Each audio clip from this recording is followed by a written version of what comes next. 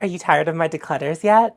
I'm sure you are. I've been releasing a series of makeup declutters in segments over the last week or so. So if you haven't watched those, you can watch those instead if you would like to. But this is a super mega cut, which is just all of those segments packaged together in one long video for you to enjoy as you fall asleep or wash the dishes or do your laundry, whatever you do whenever you watch a long video like this. So if you are one of those people who likes to fall asleep, let me just let you know that there are no loud cuts or there's no like spikes in the volume. I do play a little bit of gentle music during the eyeshadow segment, but I have it at like negative 20 decibels. So it's nice and quiet and gentle, and I don't think it will stir you if you happen to fall asleep to this, if this is something that you like to do. But before we get into the declutter, I always like to make a little bit of a disclaimer. I am a content creator. It's not my full-time job, but it is a job where I get compensated for it, and brands send me PR. So as you watch this declutter, keep that in mind, because it is of my belief that we shouldn't be frivolously buying things for the purposes of just having a large makeup collection. I think the ultimate goal in curating a collection of makeup is that it should be a curation and you should think about purchases before you make them. The goal should not be getting to the point where you have so much makeup to declutter. The goal should be to make sure before you buy something, it feels like it's going to be worth it. Watch reviews, read reviews on blogs and things like that to make sure that it's the best as possible. And if it's not, then return it before you can't get your money back. If I were not a makeup content creator, that's what I would want to do with my makeup collection. So the reason that this declutter is probably my most severe, and I declutter the most things I've ever decluttered in this particular series of declutters, I am a content creator. I'm a growing content creator. And this year I've received more PR than I've ever received ever. And it's been just a little bit of a new thing for me, and to navigate that, I've realized that the makeup that I consider to be mine, not even the makeup that I'm testing, the makeup that's like in my drawers that I consider to be my makeup collection, really gets neglected in all of this. So I decided that I really just needed to narrow it down and only keep the best of the best and the things that I know I'm going to get a lot of use out of. So through this declutter, you're just going to see me decluttering like shades that I just don't like. Like I don't wear coral blush, so why would I have a coral blush? It's not something I'm interested in exploring. If I get one NPR and I try it and I like it, that's great, but I probably wouldn't keep that either. I guess it's kind of important for you to know if you're new to my content. I keep the stuff that I'm testing separate from the stuff that I consider to be my makeup collection. Whenever I've tried something long enough to review it with thoroughness, then I talk about it and then I either keep it if it's really great, or I release it and I give it to a friend or donate it if I can. So that's kind of like the process of what I do with my makeup collection. I think that a lot of people watch declutter content because they like to see people going through the process of like talking through whether or not they need to keep something. I just want to help you keep in mind that like it shouldn't be the norm for someone who's not doing this kind of thing to feel like they have to declutter. But I'm not here to shame the size of your makeup collection, whether it be smaller or larger than mine. I'm just doing this for me and what makes sense for like where I'm at in this makeup journey. And it's like my makeup journey probably is very different than yours. So that's why I've chosen to do what I'm doing and be as harsh as I am throughout this declutter. So I hope you enjoy. So these are all of the lip products in my collection that I consider to be permanent. Let's start going through them and see if we can declutter anything. These are everything that I consider to be lip liners. Two of them are not technically lip liners, but I use them like lip liners. It's from Half Magic. This is the Sculptitude 2-in-1 lip liner. It's double-sided. So this is the taupe side, and then there is a side that has black. But I actually really like this product. I like to wear it on nights out, and I actually really like to do like the lip combo with both of these. I'm not so into dual-ended things because I'm absolutely going to go through the taupe faster than I'm going to go through the black. It's one of very few Half Magic products I actually like have tried and really like. So I think I am going to keep this one. I keep it with my lipsticks as opposed to my lip liners most of the time because I typically use just both sides of it. I don't really just use one or the other. I normally am using both if I'm using this. I do also have a black lipstick, which we'll talk about later. That's nice to have for that. I just very rarely wear just black lipstick. The only thing that I could think about decluttering because of this would be this. This is the Endless Cacao liner from Makeup Forever, and it is also a cool taupe, essentially the same color. The reason I don't want to get rid of this is simply because the taupe in this Half Magic one isn't going to last an incredibly long time. And I had this Makeup Forever one first. If I would have gotten them at the same time and I would have tested them at the same time, I probably would have gotten rid of the Makeup Forever one.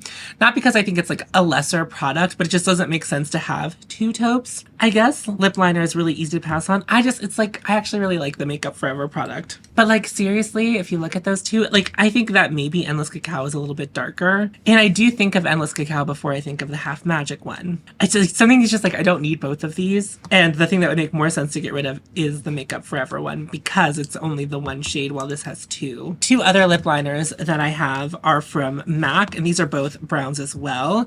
This is the shade Chestnut, and I received these in PR.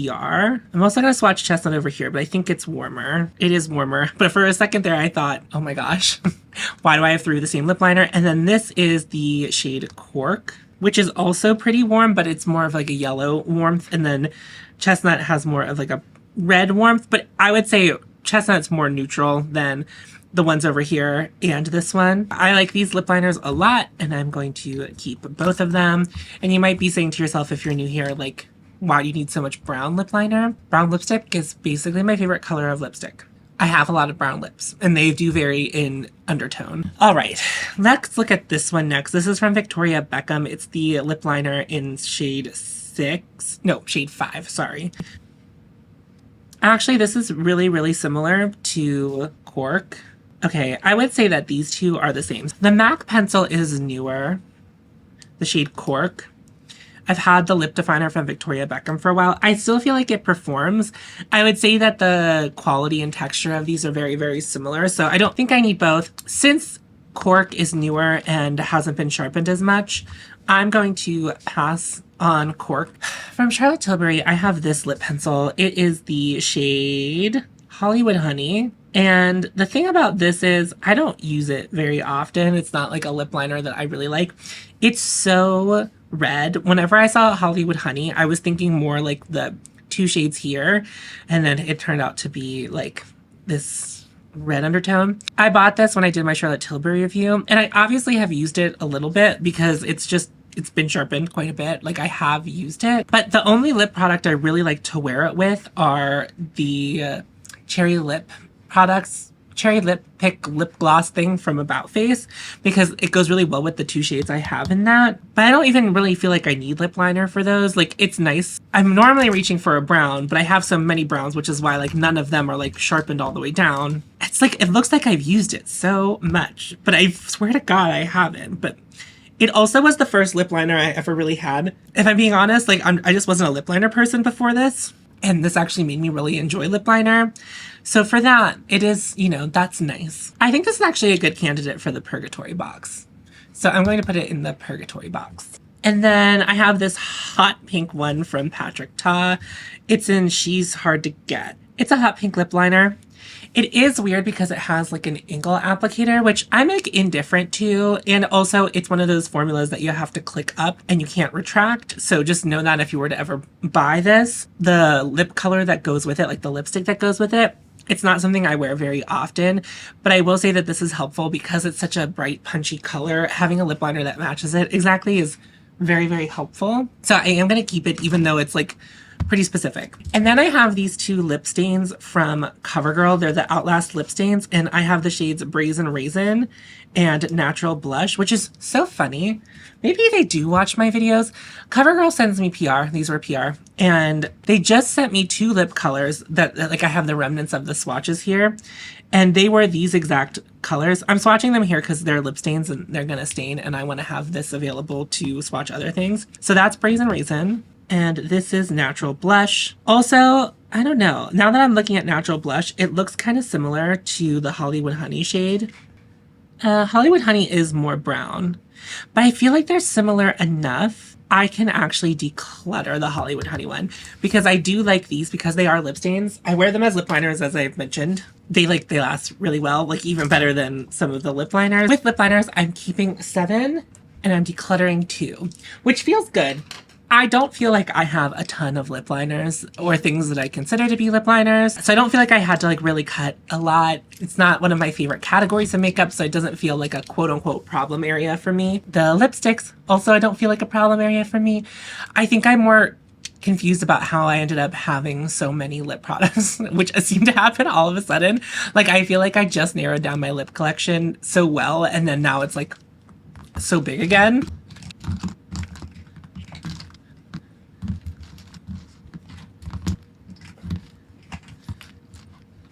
Here's everything I consider to be like a lip gloss or a glossy lip. So I have some lip oils in here as well. This is from Rhode. It's their clear lip balm, so there's nothing too exciting going on. I keep forgetting to use this. I actually really quite like it.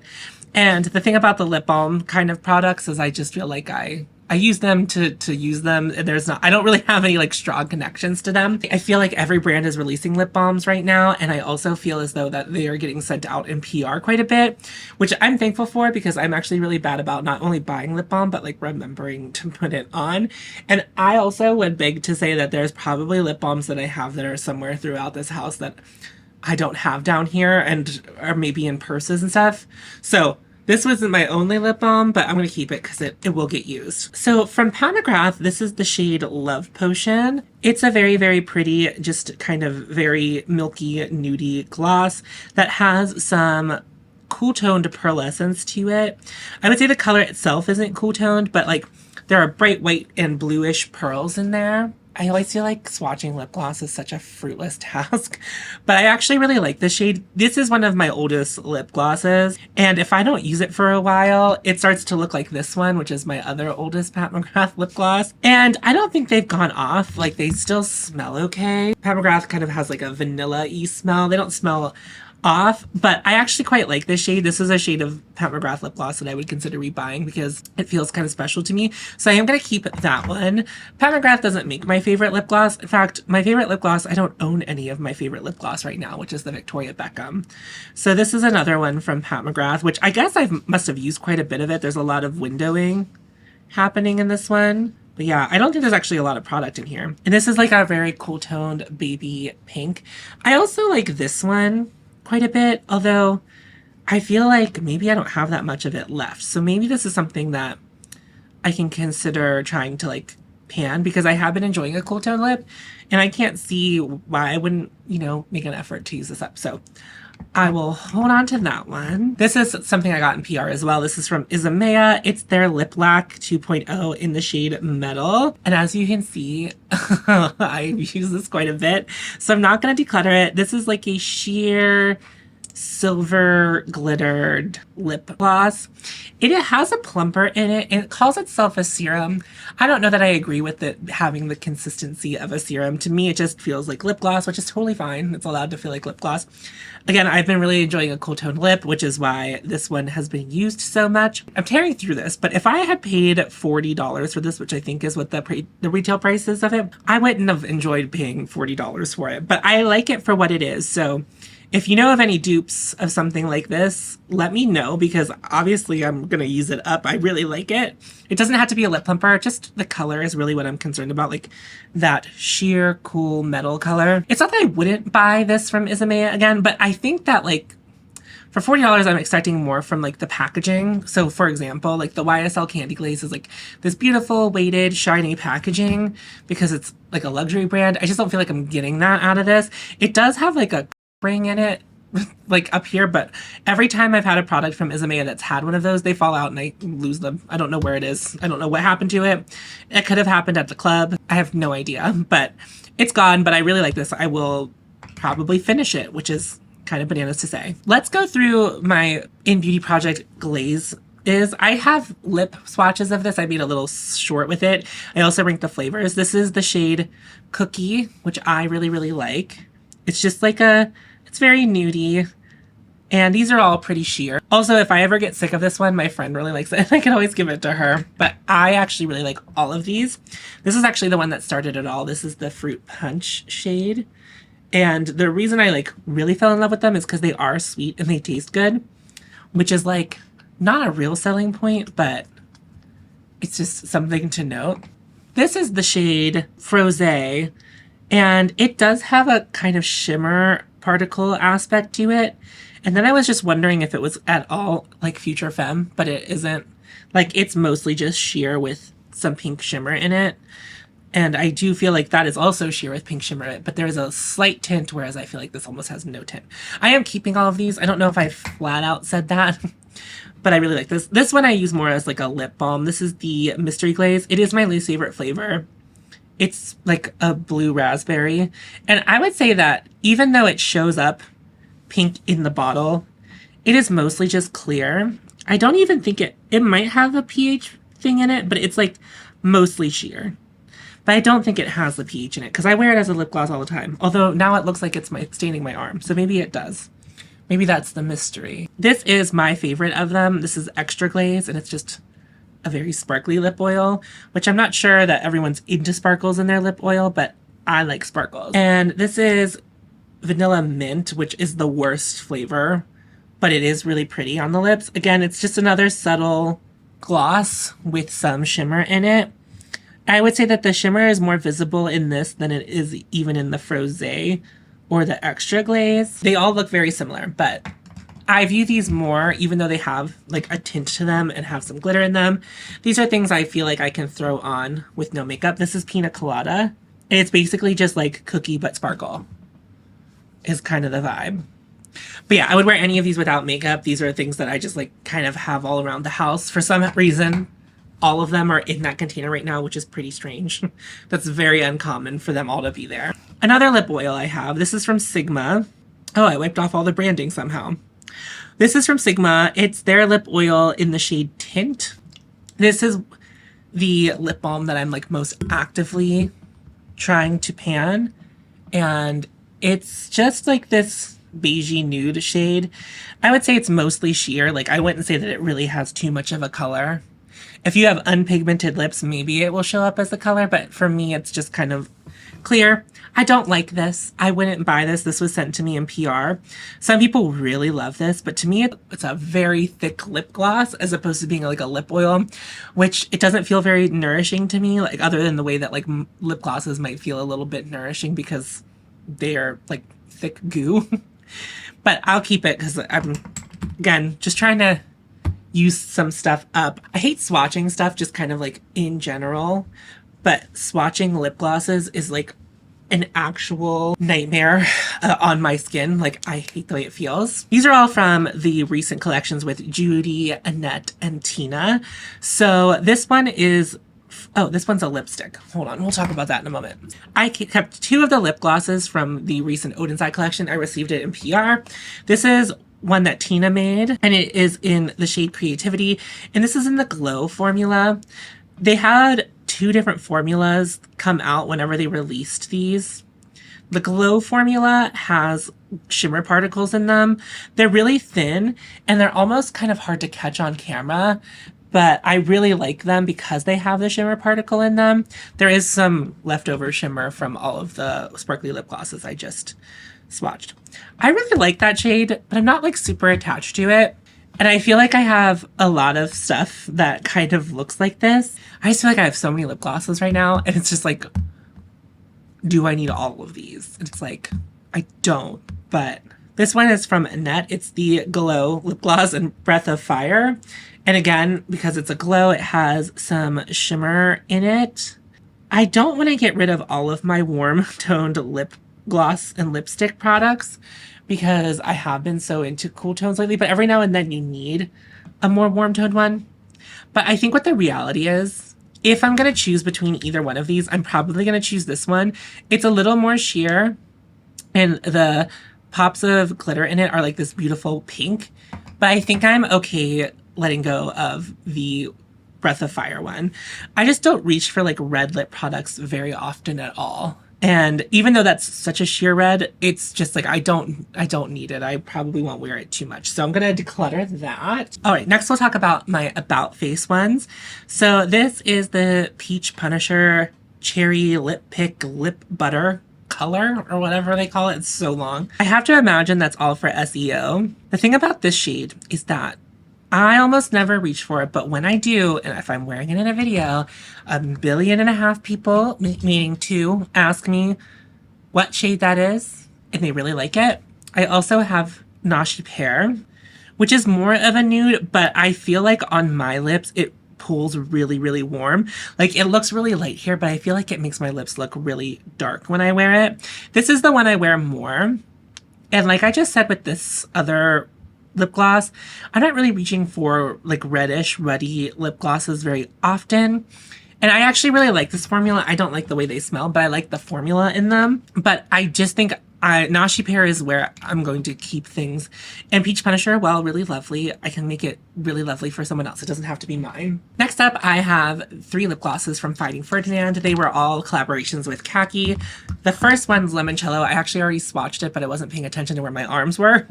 It's right here. It's very sheer and has like gold flakes in it. If I have anything that's close to it, it would be the Extra Glaze, but these are more neutral champagne-y, and these are definitely like a warmer gold. It's not something I wear a lot, but I actually like having it on hand, and it smells so good. It's limoncello scented. Next, this is Cafe Noisette, and it's like this cool toned beige that has blue sparkles in it, and this one smells like coffee. But they did a really good job with the coffee scent in it. It smells really, really good. Like, it smells really good. It's my favorite. I know a lot of people wouldn't like a coffee scented thing, but I really like a coffee scented thing. Most people like the gourmand scents for their lip colors, or like even go citrusy. But I really like the way this smells. Also, it's like, it's beautiful. It's one of my lip products that I reach for the most, like on or off camera. Like if I'm doing a cool tone look, I normally am pulling for this. And then finally, there's Haute Cocoa, which is a darker cool toned brown. I love it. It's delicious. And it smells like cocoa, which is my least favorite scent of the 3 scents that I've tried from Finding Ferdinand. But I really like the color of this, so it's worth pushing through. Gonna keep my cool toned ones. And then I finally have 2 of the YSL Candy Glazes. This is shade 14. This is Scenic Brown. And I would say this is like a brown with some like maybe pink or red in it. It definitely is a lot warmer than the last one I swatched, but I feel like on my lips it lands a little more neutral. It doesn't feel like I can't wear it with cool toned eye looks, but I just wore this for the first time in a while the other day, and it was incredible. I really like this formula still. I really like the shade, and I'm gonna keep it, but I'm probably not gonna keep this one. This is the shade 3, and I don't know what the real name is of it. But this is just a little dark for me, and it's a little more red. It's like pretty vampy and pretty red. And while I really, really love the Candy Glaze formula, I am not going to finish that. And I would love to give it to someone who is into kind of a vampier lip. When if I'm going to choose a Candy Glaze, I'm just going to choose Scenic Brown. And I might as well focus on that. I'm too lazy to pull them all in. Let me count how many I'm keeping.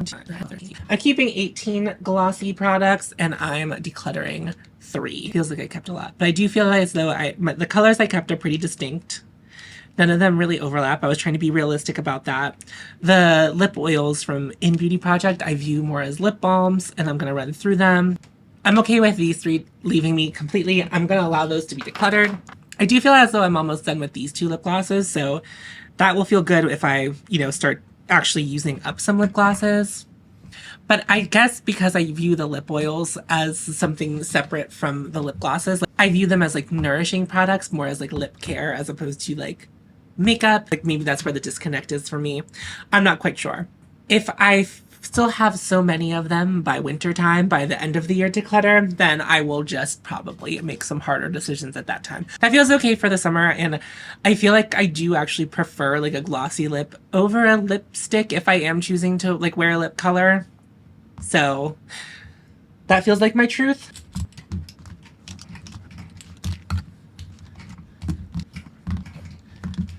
Here are all of my bullet and liquid lipsticks. I would like to make some progress here. I'm not gonna lie, like I feel like I want to declutter a lot of these. But we'll see. I don't think I'm gonna declutter like a ton. But I do think I want to be a little more discerning. So this one's going to be more about color comparisons rather than keeping the brands together. Do you want to end with fun colors, or would you like to start with fun colors? Because the nudes are really where we're going to spend the most time. So I think I only have one really purpley lipstick, and it's this shade Chianti from the now defunct Olivia Palermo line. And I don't wear this a lot, but I like to have something like this on hand. I'm not really big into berry tones, but every now and then I find myself leaning into it, and having the option is nice. If this was a little more mauve-y, well, actually, you know what? Actually, I'm not going to be that precious about it. I think I'm okay getting rid of this because it's just like, I don't know. I don't know. Let's swatch Rosebud next to it, which is more of a nude, but it's like more of a pinky nude. And that's a little bit light of a color for me. I feel like I really live in like the mid-tone colors whenever I'm wearing a lipstick. Like I don't like to go too dark or too light, or if I go really light, I like to wear lip liner with it. And I do want to keep one of these at least because I really like the packaging, and you really can't buy these anymore. And I think it makes more sense for me to keep the Rosebud shade because it's pretty much my lip color too. We're not going to run into any other berries, so it's more like a, I think I'm just going to declutter it. I don't need it. I just really like the packaging of it. And since we're already doing bright colors, let's swatch some orange colors. This was a limited edition shade from Givenchy. It's the shade Brick. It was called Brick Flamboyant, but like if you find it, it mostly shows up as the shade Brick. And sometimes you can find this, sometimes you can't. I think the best way to find it is on the Givenchy website, which is where I've been finding it recently. I mean, I haven't worn this in a while, so I haven't tried to link it in a while. I feel like when it's on my lips, it doesn't look as vibrant as it looks here because it is sheer. My lip color comes through and it kind of makes its own unique shade of orange. And I also have this orange lipstick from Bobbi Brown. It's the Atomic Orange shade. And that's definitely like fluorescent orange. Here's the thing about this. Is I got it in gratis when I worked at Sephora, and that was now 3 years ago, but I definitely didn't get it in my last bet of gratis that I got in Sephora, meaning it's probably closer to 4 or 5 years old. I really like it, but I almost am never, ever going to have the need for something that's vibrant. And while it still smells okay, I just don't feel comfortable passing this on to anyone, so I am going to declutter this and dispose of it. And I will keep my Givenchy one because if I am going to wear an orange, it's going to be more akin to that than this fluorescent. But wow, it's such a killer color. I wish I still loved vibrant lips on me. I think another reason that I'm a little bit averse to wearing a vibrant lip at this point, this is going to sound so weird. I have larger lips, and I feel like when I put a bright color on my larger lips, it's just much more of a moment where it's like, whoa, that's quite the color. But whenever I keep it more nude, it doesn't feel like my lips are that big. And not that I want my lips to look smaller. It's just like a color like this is a lot all over the lips. I've tried mixing it with lip liner and stuff too, and I feel like it's still, there's like not a way to tone it down enough for something that I want to wear. But God, it's so pretty. It's so pretty. I'm not going to declutter this. We talked about the lip liner a little bit ago. This is the She's Hard to Get lipstick from Patrick Ta. And I will say I really like Patrick Ta's lipstick formula. I know it's not quite like a focus that the brand has right now. They've been focusing on like releasing the cream powder duos that they seem to be so excited about. I'm not so excited about those, but I like his lipstick formula. I mean, also really bright. And you might be wondering, why is the pink okay and not the orange? I am more likely to wear bright pink than I am like a bright orange. So I'll keep that one. All right, let's talk about reds. This is from About Face. It's their matte lip color. It's the shade Fireside, which is a blue undertoned red, very like reminiscent of Ruby Woo from MAC. And then the other red I have is from Hourglass. It's their Red Zero. Now, I'm not a red lip aficionado. I did a video not that long ago where I wanted to do a red lip, and both of these were in contention, but when I tried all my red lips I had on at that time, I picked Red Zero, and it is just like a neutral red. So I'm going to definitely keep that one. I also like the formula of the Confession lipsticks. I wore this out. I tried really hard to give it a go, but I don't feel like I like a blue red, and I don't even really think I like an orange red. I do like a straight down the middle red. And while I thought it was really pretty on the lips, I actually didn't really care for the way it wore off over the night. And like by the end of the night, I was like touching it up, and I didn't really like the way it touched up. So it's not my favorite matte lipstick formula, but I'm not really super into liquid mattes anymore. It's definitely more comfortable than I remember them being 6 years ago, but it's still not a perfect formula for me. So I'm going to find that a new home. I have one more bright or like extreme lip color. It's the Sinister Satin lipstick from Black Moon Cosmetics, and this is the shade Omen. It's a very beautiful neutral black lipstick. I'm going to keep that. Comes in handy in October, but also whenever I feel like wearing a black lipstick, it's nice to have on hand. And then one more thing before I wipe off this arm and we start just swatching a ton of browns next to each other. I have this from Revie Beauty. It's the Dahlia shade. I also have one other shade, but that's more for the browns. It's kind of close to that Olivia Palermo shade, but much sheerer. Actually, it's really close to Rosebud. But these are more like lip balmy lipsticks, and they're very, very, very comfortable. And this is my favorite shade of the Revie line that they have right now. They only have 3 shades right now, but this is the one that I like to wear the most. So I'm definitely going to keep that. And now that we're done with all of my brights, these were kind of not my brights, but you know, now that I'm done with the brights, let's start talking about browns, because I feel like we can narrow down the browns. I'm saying that for me more than I am for you. But let's start with this one from Revie Beauty, since we were just talking about them. This is the shade Lily. There is another shade, and I did have it, but I didn't like it because it was more of like a pink. But this is like a sheer nudie brown. I would say it's pretty neutral. I always think of it as pretty warm when I put it on my lips, but that might be just the pigment of my lips mixing with it, and it gives me that vibe. But very, very easy to wear. I would say the closest thing in finish I have to the Revie Beauty is the Merit lipsticks, or I guess I just have one. This is the shade 1990 in the Signature Lip, the original line. I've heard people describe it as a cool tone brown, but I don't know that it wears that cool toned on me. The Signature Lips from Merit are still some of my favorite lip formulas, and 1990 is still one of my favorite lip shades. So I think I'm going to end up keeping that one just for I have the Revie Beauty one just kind of set to the side. This is like my lightest of nudie shades. It's from Makeup Forever, and it's in their Rouge Artist line. It's the shade 100 Empowered Beige. And I don't like this formula at all, but I do kind of like the concealery lip aspect to it. And I have been keeping this around because I want this in a different formula, but I also have not made the effort, and I'm sure I can find it in a different formula. It's not like concealer lip's not like a really unique thing to Make Up Forever, but I'm just holding on to it and I've not felt inspired. However, I recently came into some lip products where there's a shade kind of like this that reads a bit concealer lippy on me that I feel compelled to keep. So I'm actually just gonna declutter this in anticipation for me going through my reckoning. And I can find this new home. It's, you know, relatively unused. The thing about this formula is that it just like got into every nook and cranny and made my lips look really terrible. And the other formula that I have tried that has like a concealer lip, it's not quite concealer lip because it is more pink than this is.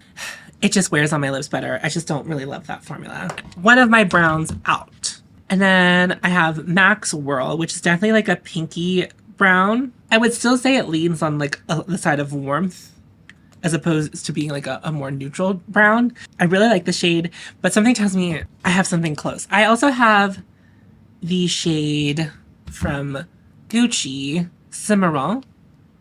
And I do feel like it has similar vibes.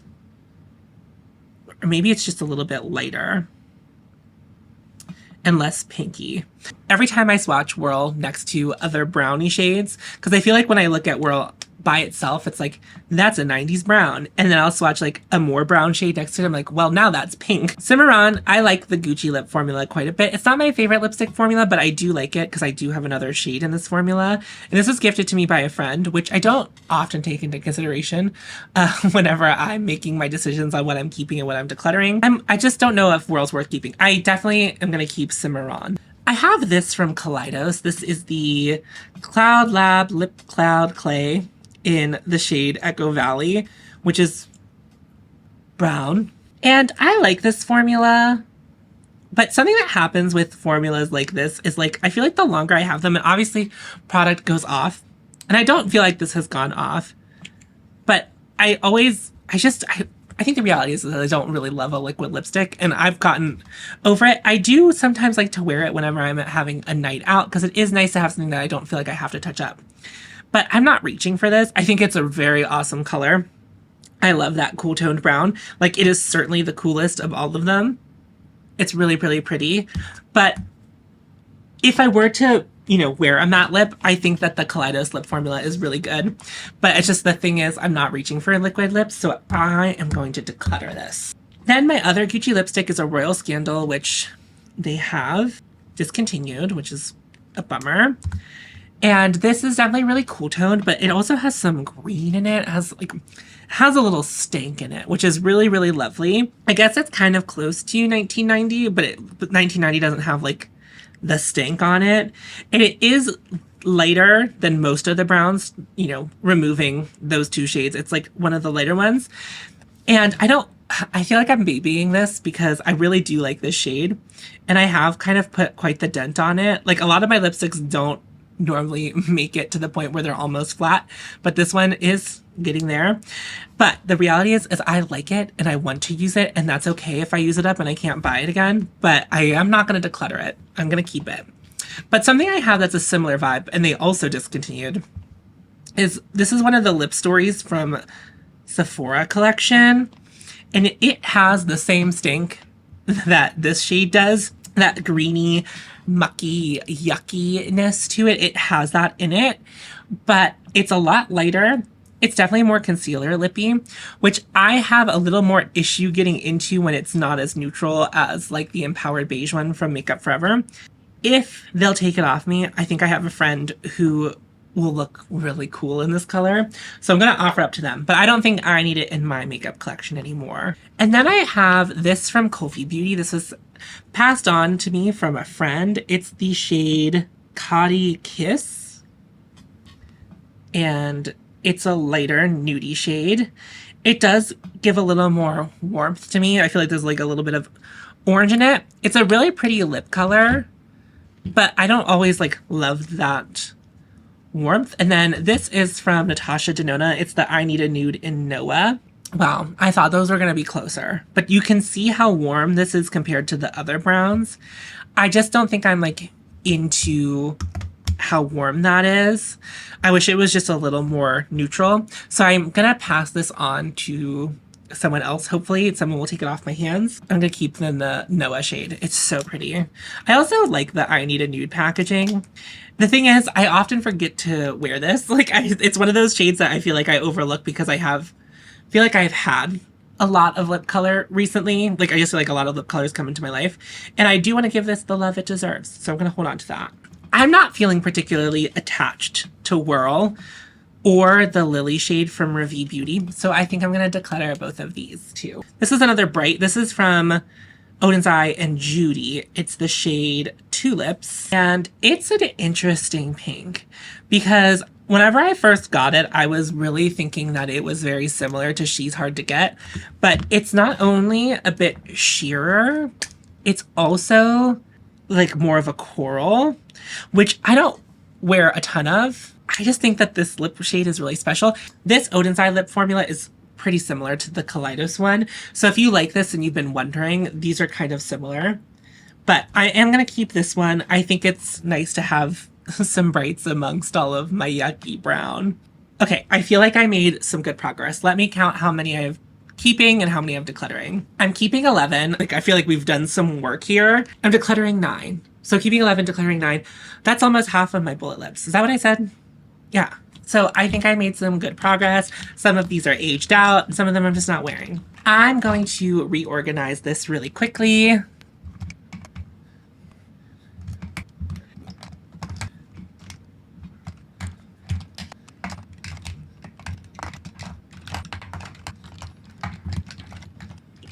You might be wondering why I space them out. I try to keep my lipsticks and my lip glosses separate because sometimes you'll have stuff that looks pretty similarly packaged and you'll be like, that's a lipstick. Oh, also this doesn't fit. So that just kind of has to sit on the side. But yeah, that's it. Excellent. Wonderful. I feel like that felt good.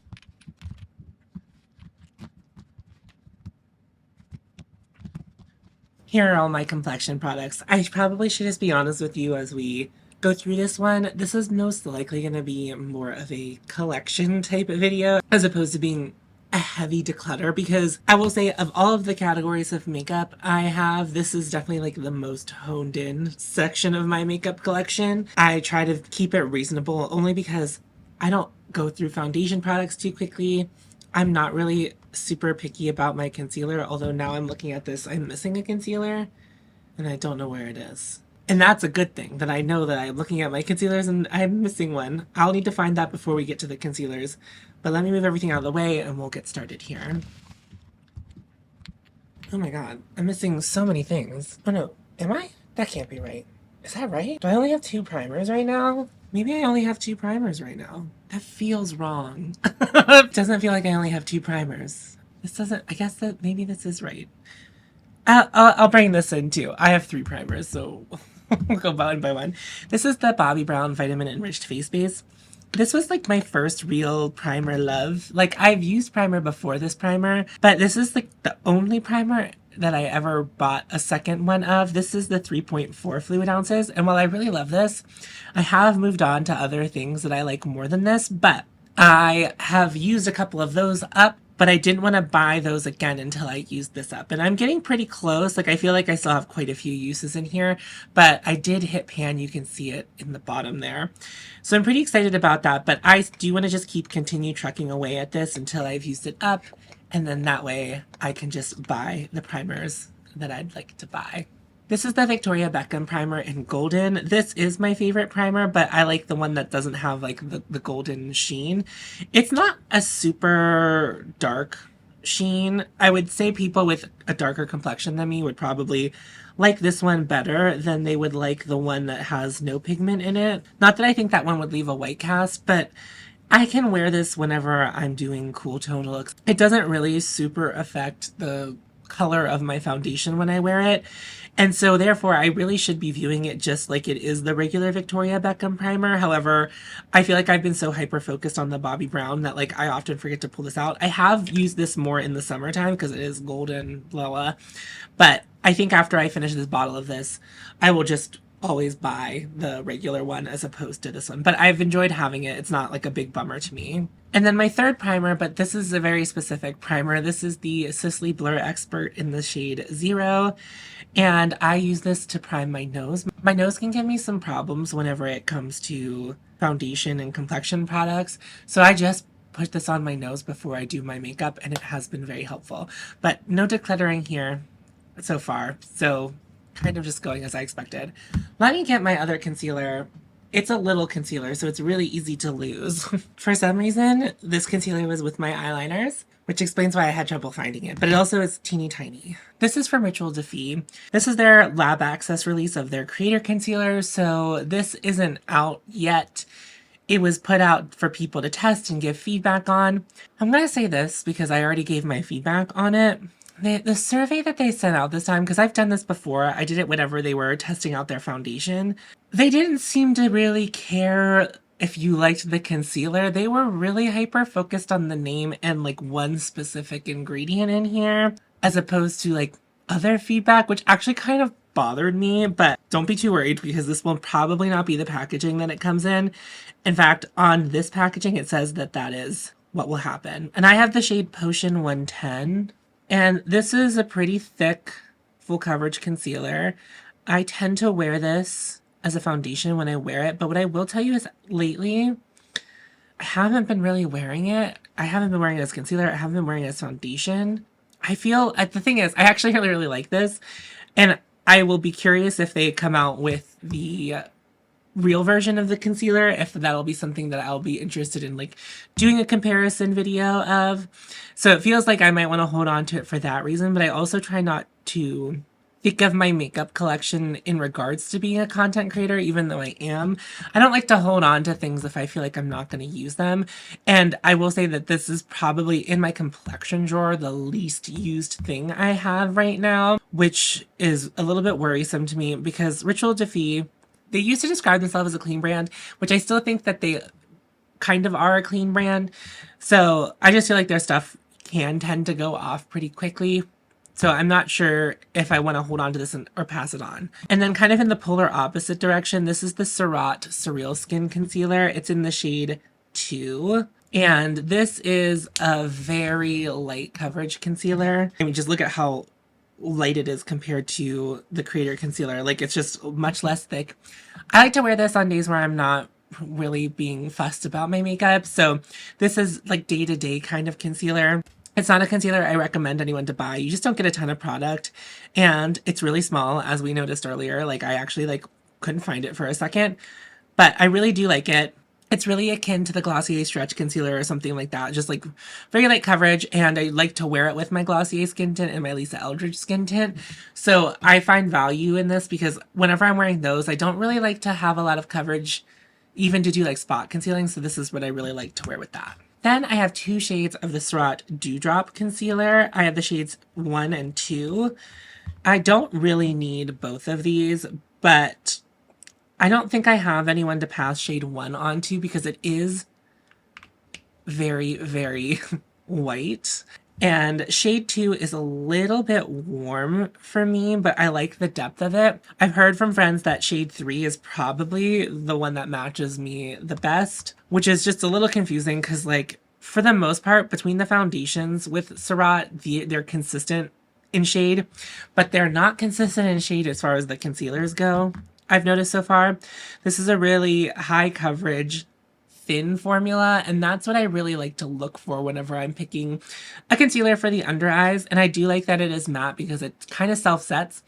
I think with really emollient formulas, when it comes to concealer, the fact that it has time to settle into my under eye before I really powder is like a frustrating thing. But these don't really get into that fold as much as other concealers do. I don't really think any concealer is crease proof, but this is the best I've found for me and what I need as far as a concealer goes.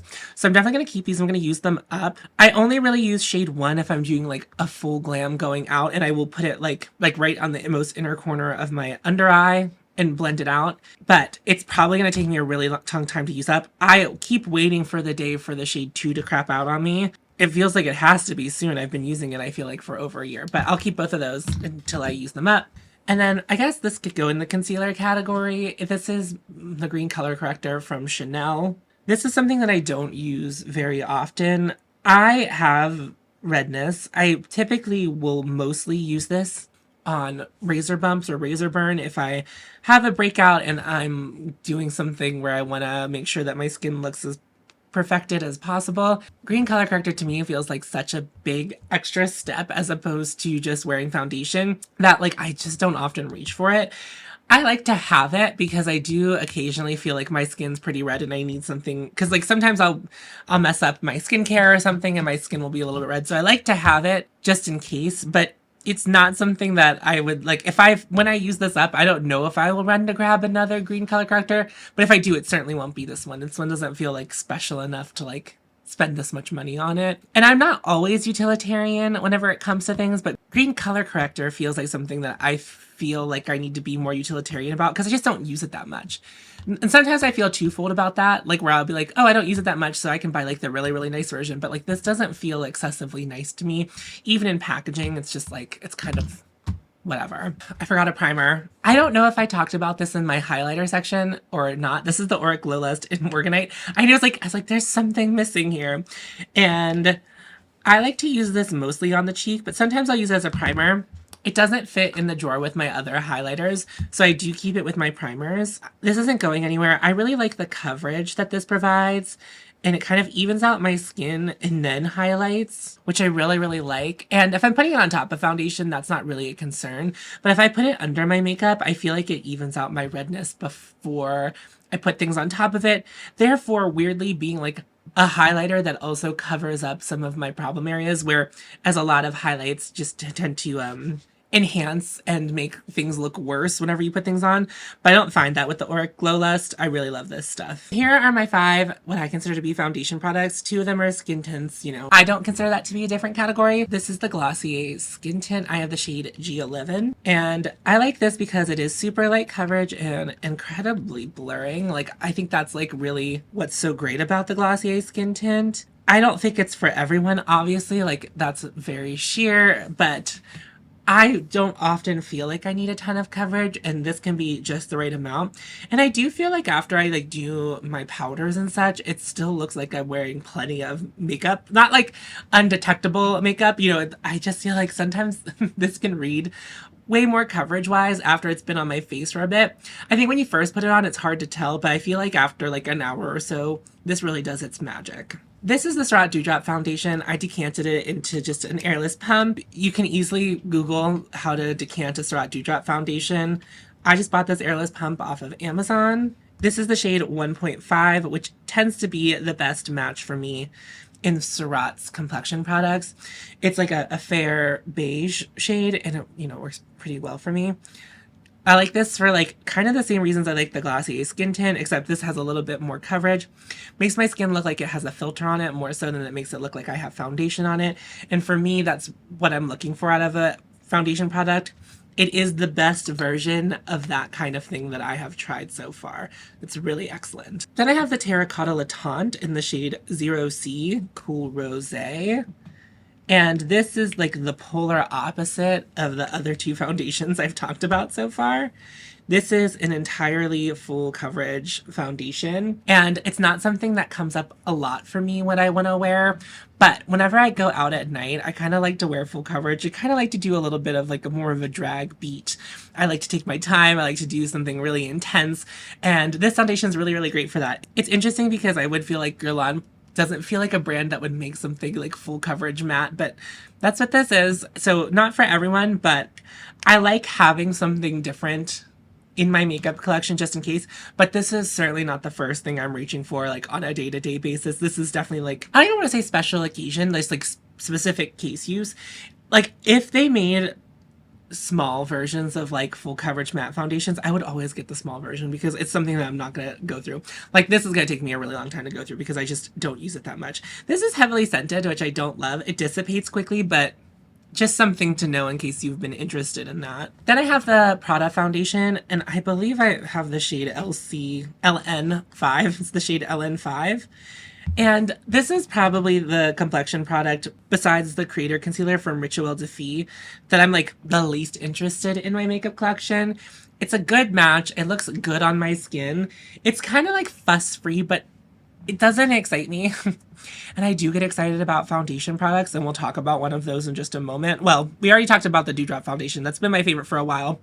And sometimes whenever you talk about something that's been your favorite for a while, it feels like you've lost the luster for it. But no, the Dewdrop foundation is still my favorite. I still have that love for it.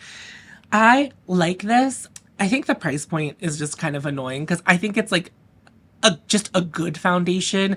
It doesn't do anything magical for my skin. A lot of people really, really love this, but it's not something I would go out of my way to buy. I would suggest if you were to buy this, just buy the refill.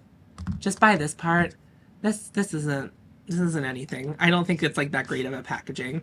It is refillable, which is kind of cool that Prada, like, you know, at least attempted to think about that. But to me, but the other thing is, when I wear this, I really like it. Like, it's just one of those things where I'm just like, I'm like so indifferent to it, but I still reach for it occasionally. But if I find another foundation that I like a lot more than this is probably going to be the first thing that gets bumped from my collection, because I try to keep my foundations to like just 5. Just keep it at 5. My last foundation is the Lisa Eldridge Seamless Skin Enhancing Tint. I have the shade T3, sorry. And this is the thing that I tried this year that wowed me the most. It's interesting because unlike the other complexion products that I really love, so like the skin tint and the Dewdrop foundation, this wears like a second skin. So not like super dewy. I wouldn't even really say like it's like blurring, but like it gives you just the, maybe it is blurring. That's not really like my experience with it. It just makes my skin look really good. And I think that's like what we're looking for whenever we're looking at a skin tint. We're just like, I want my skin to look really good without much fuss and without much coverage. And this does it. It's an incredible product. I think the thing that's most impressive about this, I have oily skin, and at the end of the day, my skin just looks like skin. It doesn't look like oily skin that has makeup melting off of it. It's incredible. I don't know how she did that because people with dry skin really like it, and I found that people with oily skin really like it. So I don't know how she did that, but this is a very, very impressive product, and I will always want it in my collection. It's so funny. I haven't been reaching for it recently. When I first got it, I was like wearing it all the time. I have been wearing more foundations in the summertime. I don't know what that's about, but I also have been wearing the Glossier Skin Tint a little bit more, but that's mostly because I was like, I don't want to completely ignore it. But now I feel like I'm ignoring the Lisa Eldridge Skin Tint for the Glossier Skin Tint. Keeping all of those. Like I said, this is the most honed in portion of my collection. Like everything has a specific thing to do and a specific place to be. Then I have 3 powders. Obviously the Sisley Blur powder that I talked about earlier is also a powder, but I use it as a first step as opposed to a finishing step, so I think of it more as a primer. That's where it lives in my mind palace. So these all do very specific things. This is the Charlotte Tilbury Airbrush Flawless Setting Under Eye Powder in the lighter shade. As you can see, I have some pan in it, which is really exciting. Actually, like, I'm making some good progress on my powders, which is interesting. I know I just told you I have oily skin, but for some reason, powder takes me a really long time to go through. So typically I like to match my concealer to my under eye and then use this to brighten as opposed to using a brightening under eye concealer and then also using this on top, because I feel like this just gives me just enough brightness. This has a really, really nice blur to it. I quite like this product. I don't love the packaging of it, and like the powder in there is a little bit loose, but that's consistent with all of Charlotte Tilbury's refillable compacts. She just needs to put stronger magnets in them. I do like that she makes them refillable, but also the refill costs like maybe $2 less than the one with the compact. And that just says to all of us that the compact isn't worth that much money, because a lot of times when you're talking about refillable product, the refill is significantly less expensive than the original product that comes with the compact. Anyway, all that being said, I like this. I'll finish it up. Then for just my regular setting powder, I have the Prism Libre in the Voile Rosé shade from Givenchy. And I like this a lot, actually. When I first bought it, I was less excited about it, but this has a good amount of blur. I'm not the biggest fan of a loose setting powder.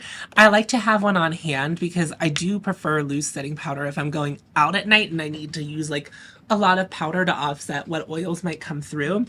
And when I'm wearing the terracotta latte and I'm going out, I will bake my under eyes, which I know is like old school, but I don't do that on the day-to-day. I only do that when I'm like going out at night. It's going to be dark. It just looks better at nighttime. But yeah, it's a very lovely, incredibly flattering powder that I think people with dry skin would like, and I think people with oily skin would like. I don't use a ton of it. I mostly just kind of use what's in the cap and set my face if I'm just using it for a regular day-to-day. But I like having a loose setting powder on hand, but this will probably take me forever to go through because I do reach for pressed powders more than I reach for a loose powder. And then this is the Chantecaille Perfect Blur Finishing Powder. I have the shade light to medium. This was old limited edition packaging. If you have this now, it's not going to look like this. I'm getting so close to finishing this, actually. Now, this is a baked powder, so it has that like grid pattern on the bottom.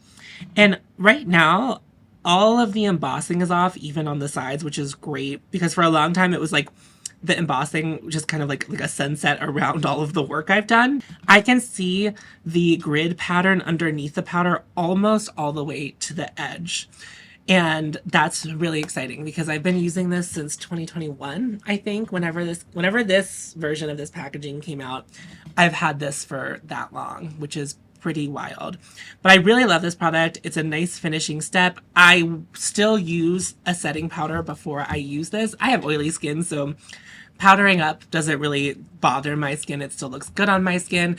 But yeah, I don't consider this to be a setting powder. I've seen other people use it just as a setting powder, but I think it has like a little bit of grip, and it's not something I sweep on my face. It's something I press onto my face with a buffing brush. So I like to have the makeup underneath set before I go in with this. And I mostly keep this in the center of my face, like down my nose, in the center of my forehead, at the front of my cheeks, just where like my pores are a little bit more prevalent. I did not get rid of any complexion products today, but I told you that was likely going to be the case beforehand. I feel really good about that. So thinking about it a little bit more, if I'm going to be a little bit harsher, I could definitely put the Creator Concealer in my Purgatory box. And as I say that, I just kind of know if I put it in the Purgatory box, I'm not going to like reach for it that much. But I think I'd rather do that than like outright declutter it. So I'm going to put this in my Purgatory box. And then I'm just going to put all of this back in my drawers. So I feel successful. Another category done. So all I have left to record is eye products, which is going to be a doozy of a video on its own, but just like a doozy of a task because I am going through my single shadows. Here are all of my cheek products. This is contours, bronzers, highlighters, blushes. This is probably one of the categories that I want to be maybe the harshest in. We'll see how I do on that. These are my two contours. I'm not going to get rid of either one. This is from Ritual Defee. This is the Interglow Cream Pigment in Intuition. And this is like a true contour for me. I have a light skin, like fair skin with a little bit of a cooler undertone. So that really works for me. I do prefer like a very cool undertoned contour. But if I am feeling like a little bit of a bronzer contour situation, I'll use this. This is from Victoria Beckham. It's their contour stylist in Travertine. And obviously you can see there's a big difference. While it is a cool toned brown, it is certainly not like this. I wear this most of the time. You can see the pan in it. And I use the one from Victoria Beckham much more occasionally. I'm not someone who typically leans into the bronze of it all. So that's like not normally my gig. So this gets less play, but I like having it as an option. And if it ever gets to the point where I feel like I'm overwhelmed with my two contours, this would be the one to go. But I think two contour products, two cream contours is totally fine for me. I do shuffle between the two of them. Here we are again. These are all of my bronzing products. And I always want to make this smaller, but I will say that I have been flipping through the 5 of them pretty regularly. But I do think I can make at least the difficult decision of putting 1 or 2 of them in the quarantine bin. Like, I'm not getting rid of them quite yet, but we'll see if I miss them at all. So let's start with the one I've been using the most right now. It's this one from Chanel. It's their cream bronzer, the Soleil Tan Deep shade. And I like this one over the original shade because it's a little bit more ruddy. And I prefer a red to a orange whenever it comes to bronzer. Like, if it has to be that strong of an undertone, I prefer it. I've had this for over 2 years and I'm just trying to use it as much as I can this summer. It's a cream product and I know it will go off eventually, but I have been having a good time this summer really using it quite a bit. So I'm gonna hold on to that one, keep it out of the quarantine box. This is the one from Gucci in the shade 1, and I really liked this for like 6 months. If you were here, you know that I really liked it for 6 months, and I still really, really like it. I like the undertone of it. That's what that one looks like. And I really, really liked it in the winter time. I do think as things have been warming up, I've been preferring bronzers that are a little bit more warm, but I know I will swing back to this in the fall. So I'm going to just keep that out. I've used it a couple times, you know, in the past couple of months, but I have been paying attention to a couple other bronzers. And then the other bronzer that I've been kind of paying more attention to recently is this one from Surratt. It's the shade Soleil Dew. And this one's a more neutral bronzer. If anything, maybe leans a little bit yellow, but I feel like it is the most neutral of the shades I've swatched so far. I love their formulas. The thing about this bronzer that's a bummer is that they've only released 2 shades, which is that's bad, really bad. But this shade works for me and I really, really, really like it. You can see that I've started making a dent in it, which is really, really promising. And this was one that was like rolling around in my drawer, kind of being like ignored for a long time, and I recently fell in love with it again. I'm not here trying to like pressure myself to get rid of anything. I'm just trying to be realistic about what I can use as more stuff comes through my life, and I want to like at least be using things regularly. This one is from Phytosurgeons. This is from their first original launch of the bronzer in the shade Rosy Daybreak. It's really hard to swatch, and they did reformulate these so that they're a little bit different now. I think actually I'm okay decluttering this. And it's not because I don't think it's a fabulous formula and I don't love it. I think the color is really, really good. I do think that me putting my finger in it to swatch for camera kind of like messed it up. The brand themselves say like it's not really kind of meant for swatching. Okay.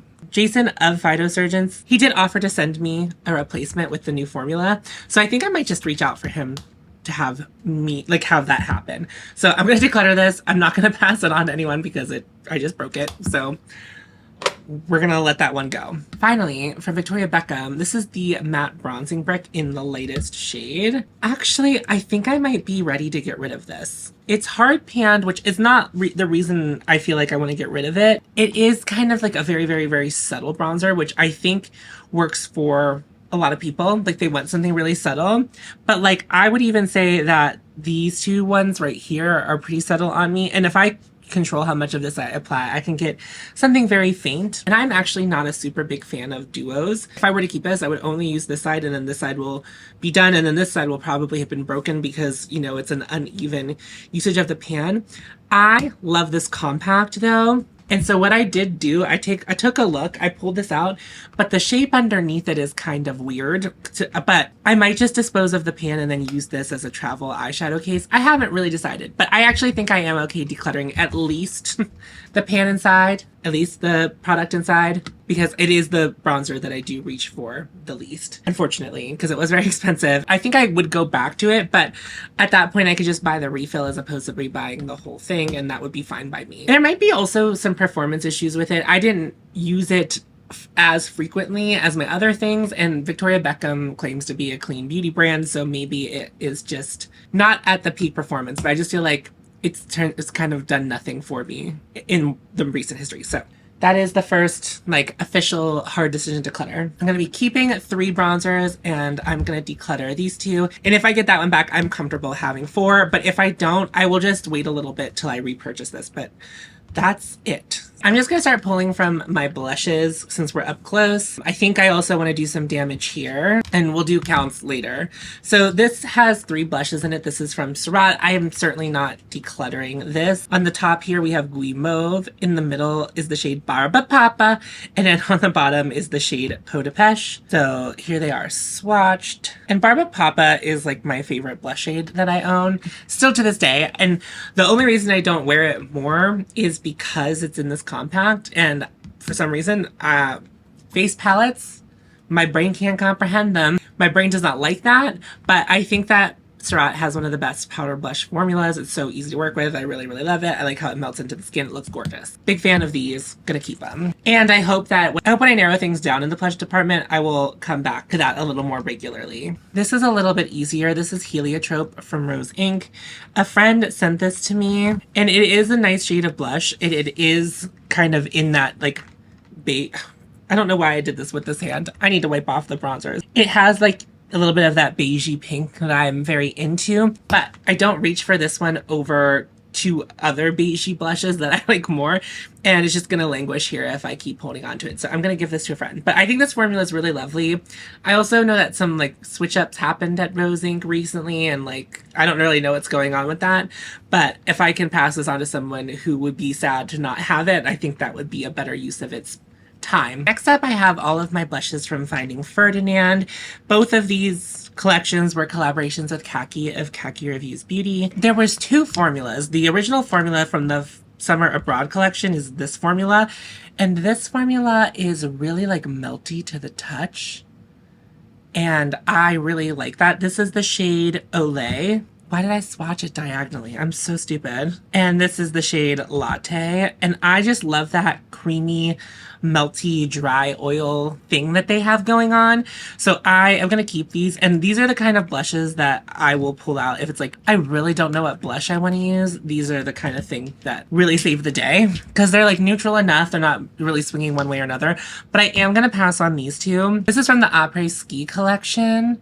And you can see here, like the formula is just like not as melty and delicious as the original formula. I don't really care for it. It's not that they don't look good on the cheek. It's not that I'm saying that. I don't know. I prefer that meltier formula.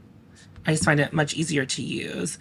And while I do really love this purple transformer, and I have used it a lot in the past couple of months, I really haven't used it, and I just don't see myself using it. So I would love to rehome these to someone who will really enjoy them. Here's Mimi from Westman Atelier. After New Year's, whenever I did my like New Year's declutter series, I was not sure if this was something that was going to make the cut. However, I have been using it quite a bit since then, and I really, really enjoy it. I think I was just kind of like fooling myself. It was just something that I hadn't used in a while, but Mimi is a really pretty, special, one of those beigey shades that I really like. And while, yeah, it's whatever, I have a lot of that thing, but it's the thing that I use. And so I think it's okay to have varieties of formulas in that thing, especially if I'm going to reach for them. Because if I try a new formula in a shade I don't like, that's going to be like twofold a reason I'm not going to use that thing. So there's no point in me keeping that around.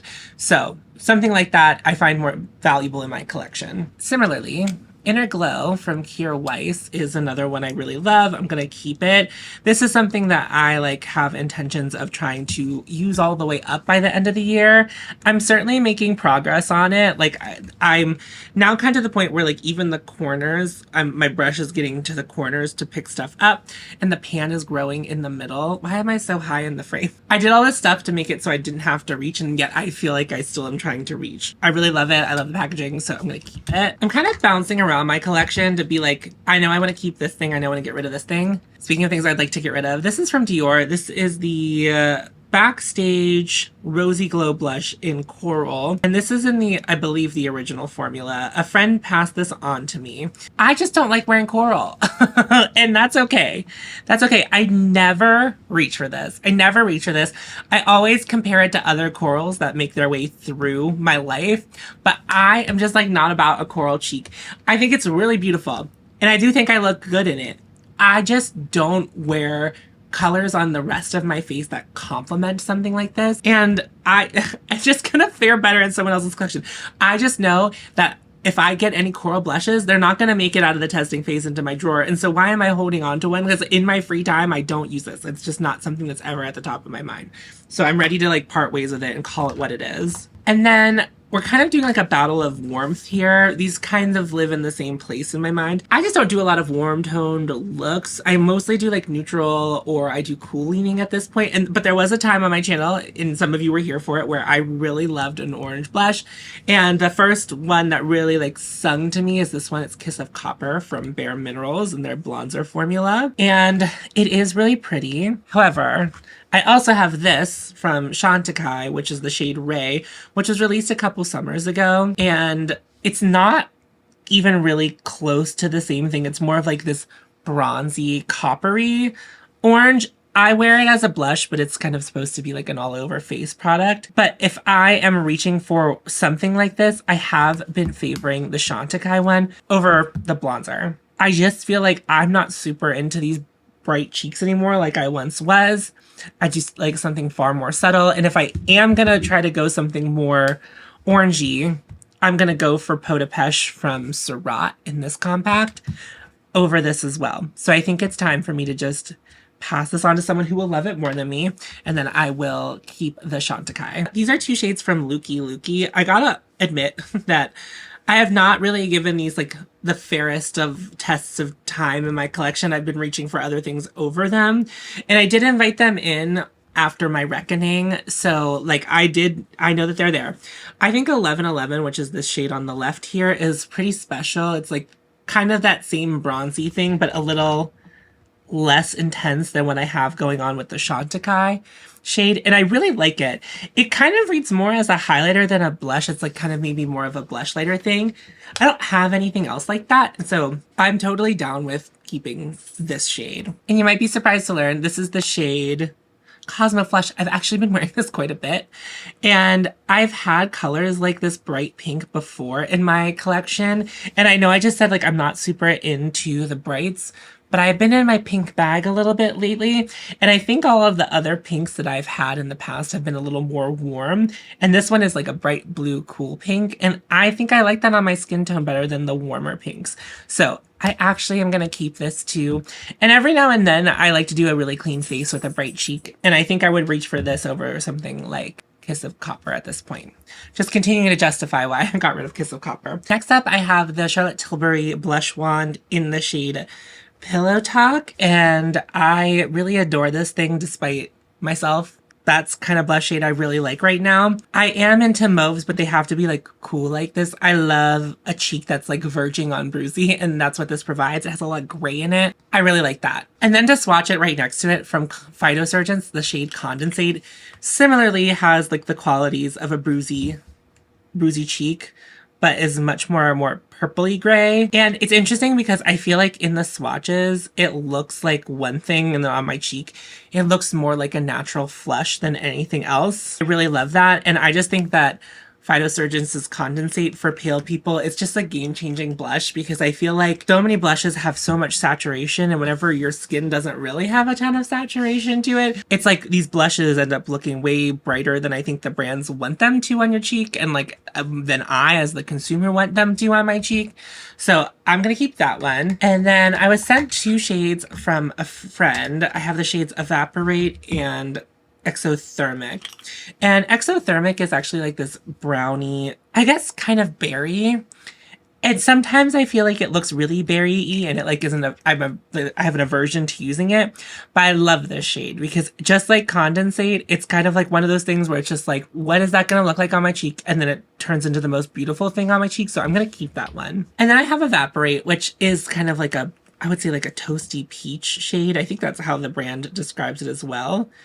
And Phytosurgence makes my favorite cream blush formula. Everything's a little melty.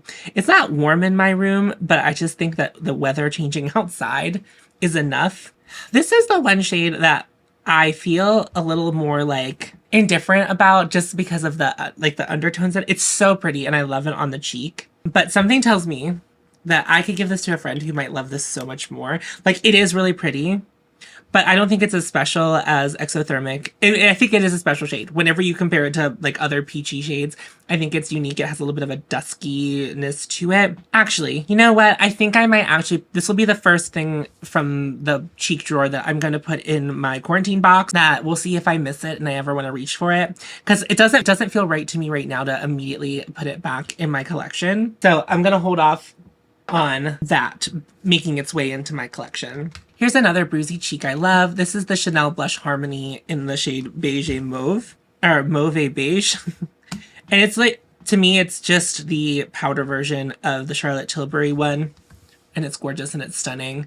And essentially it's like it's like a blush that I've now loved for quite some time, and it's still something that regularly gets pulled out whenever I'm doing my makeup, so that can stick around. And then I have this other Chanel blush, which definitely gets much less love. It's a discontinued shade that was sent to me by a friend. It's the shade Ombre, and it's kind of like it's a cool toned brown, cool toned beigey brown.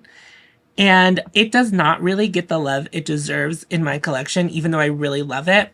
My hope is, because I am going to keep it, my hope is now that some of the quote-unquote riffraff is making its way out of my collection, I'm hoping that I will think about this more and want to use it more. I was told like maybe you could use it as a contour, but it definitely, I feel like, has a little bit of warmth in it that makes it like okay to wear on the high points of my cheek.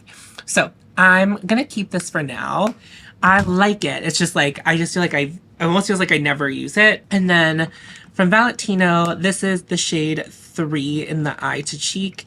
And this is like one of those baby purpley pinks, which are kind of on trend right now. I feel like Dior just released a bunch of things in a shade like this.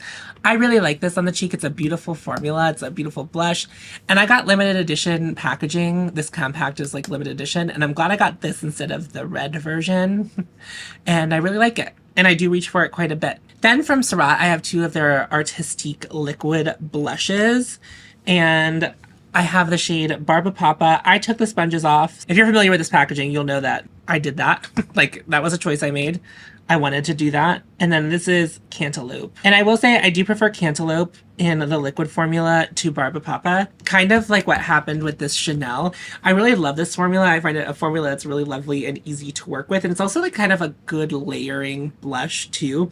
Like starting with this while you're working with your creams, and then whenever you've powdered, finishing off with some other shades on top of them. I really like that, but they're also really subtle and watercolory. So I'm hoping now that some things have left the collection that I will think of them more. But if we come to wintertime and I'm still feeling like I've not gotten a lot of love out of any of these 3, they can go at that time. I'm keeping 1, 2, 3, 4, 5, 6, 7, 8, 9, 10, 11, 12, 13, 14, 15. And right now I'm currently decluttering 5. But now that I'm like looking at everything again, this still feels like more than I want to keep. And I'm wondering if I want to get rid of one of the other 2 Finding Ferdinand blushes I have. I do really like them. Like, Latte is really super easy.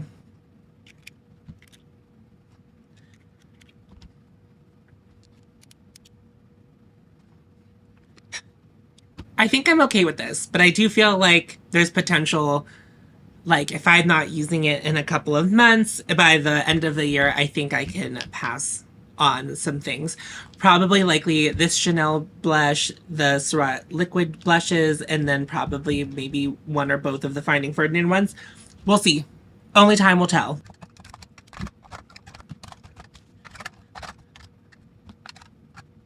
Previously, these were entirely full, so I like what I'm seeing. We're seeing some space because the likelihood of me keeping something I buy or I get in PR in the future is pretty likely, so having some room and space for that is also good. Here are the 5 blushes I'm getting rid of, and then here is the first product going into the quarantine box. Here are all my highlighters. I'm gonna level with you right now. I feel like this is going to be the biggest category where we see things go. I'm going to start with the stuff that I for sure know I want to keep. My favorite highlighter right now is this one from Surratt. It's the Torche Lumiere in Diamante. Yeah, I think it's beautiful. It's gorgeous. It's one of the things that from Surratt that I actually feel like is most worth it, most special. At first, I was a little bit confused by it because there are shimmer particles in it, but I just love the way that this looks on my cheek. I love how easy it is to use. Like you can spread it on your cheek, but just taking a brush to it and tapping it over whatever you have on, even after powdering, is so gorgeous and so ethereal. And it's just kind of this neutral shimmer. I know a lot of my friends really love Rose Diamante, but I think that the regular Diamante is the one for me. I would love to try Rose Diamante someday, but that seems like something that I would do with a friend when we're on vacation or something. I'd be like, please bring that so I can try it. But yeah, I'm definitely keeping that. Another keep for me is the Balm Essentiel from Chanel. This is something that doesn't get a lot of play on camera because it is a balmy highlighter, and there are some shimmer particles in there, but I think it mostly gets its shine from the balm. And when I'm just going out, hanging out with friends during the day, this is the kind of highlight I typically use. I'm not normally trying to like blind them, although I feel like the highlights you're going to see me keep or none of them are going to be super, super blinding. But I really, really love this. And also if your skin's looking a little dry, I throw this in my purse and I will just like tap the areas that look dry throughout the day, and it really kind of brings things back to life. And also I like to take it with me so I can reapply it because my skin will absorb it after a little bit of time, but that's okay. Something like this, I don't have that expectation of like incredible longevity. I don't think it's really designed for that. Another one that I begrudgingly really love from Charlotte Tilbury is the Spotlight Wand. I find it very handy, and I have found it very handy for some time, and it does make me angry that I find it that handy. It's a liquid highlighter that sets down and plays really well with other things, and it looks really good on the cheek. I would say of the highlights that I wear the most, this is the most blinding one that I wear the most and I pull out the most. But it's just so easy to use and reliable. There are a lot of dupes of it. I'm not a person who like seeks out dupes, but I do like something like this. And unfortunately, this is the one I have.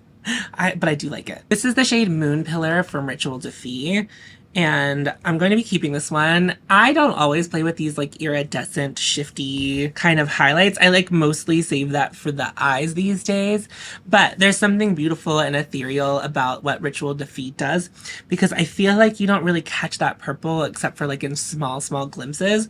And I really love their cream highlighter formula. And this is a shade I would say I use even like a little bit less, but I have a really strong divot going in there, and it's because I really enjoy it. And since I do more cool tone looks, this tends to be the kind of highlighter I reach for if I am going for something a little more marvelous.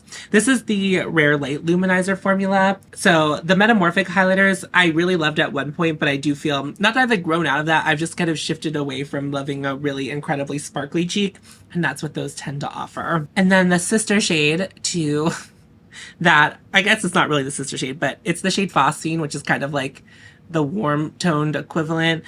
And it's like a champagne shifty pink highlighter. But I also find myself wearing this one quite a bit as well. And just like Moon Pillar, I have quite the dent going in here as well. So I will also be keeping that. All right, let's talk about some things I'm going to get rid of. I think I'm getting rid of most of my powder highlighters. This one is from Lunar Beauty. It's the shade Mars. And a lot of people told me I could use this as a blush topper. It is really beautiful. but I have to baby it too much. And I think if I could find a friend with a deeper skin tone than me that can love it as a highlighter, I would love for them to have that. I love interacting with this compact. I also think the formula is beautiful.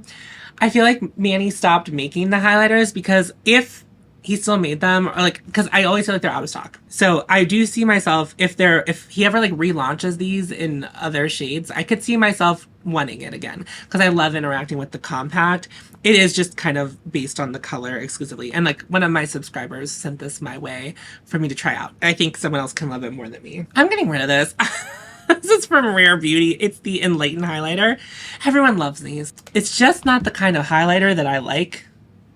It's so bright. It doesn't really look skin native, whereas all of the ones up here that I like love, they just look more native on my skin. And I feel like even more like the purple shifty one looks more like it belongs in this. And of course that's like a heavy swatch, but I just don't think this formula is that. I just don't care about it.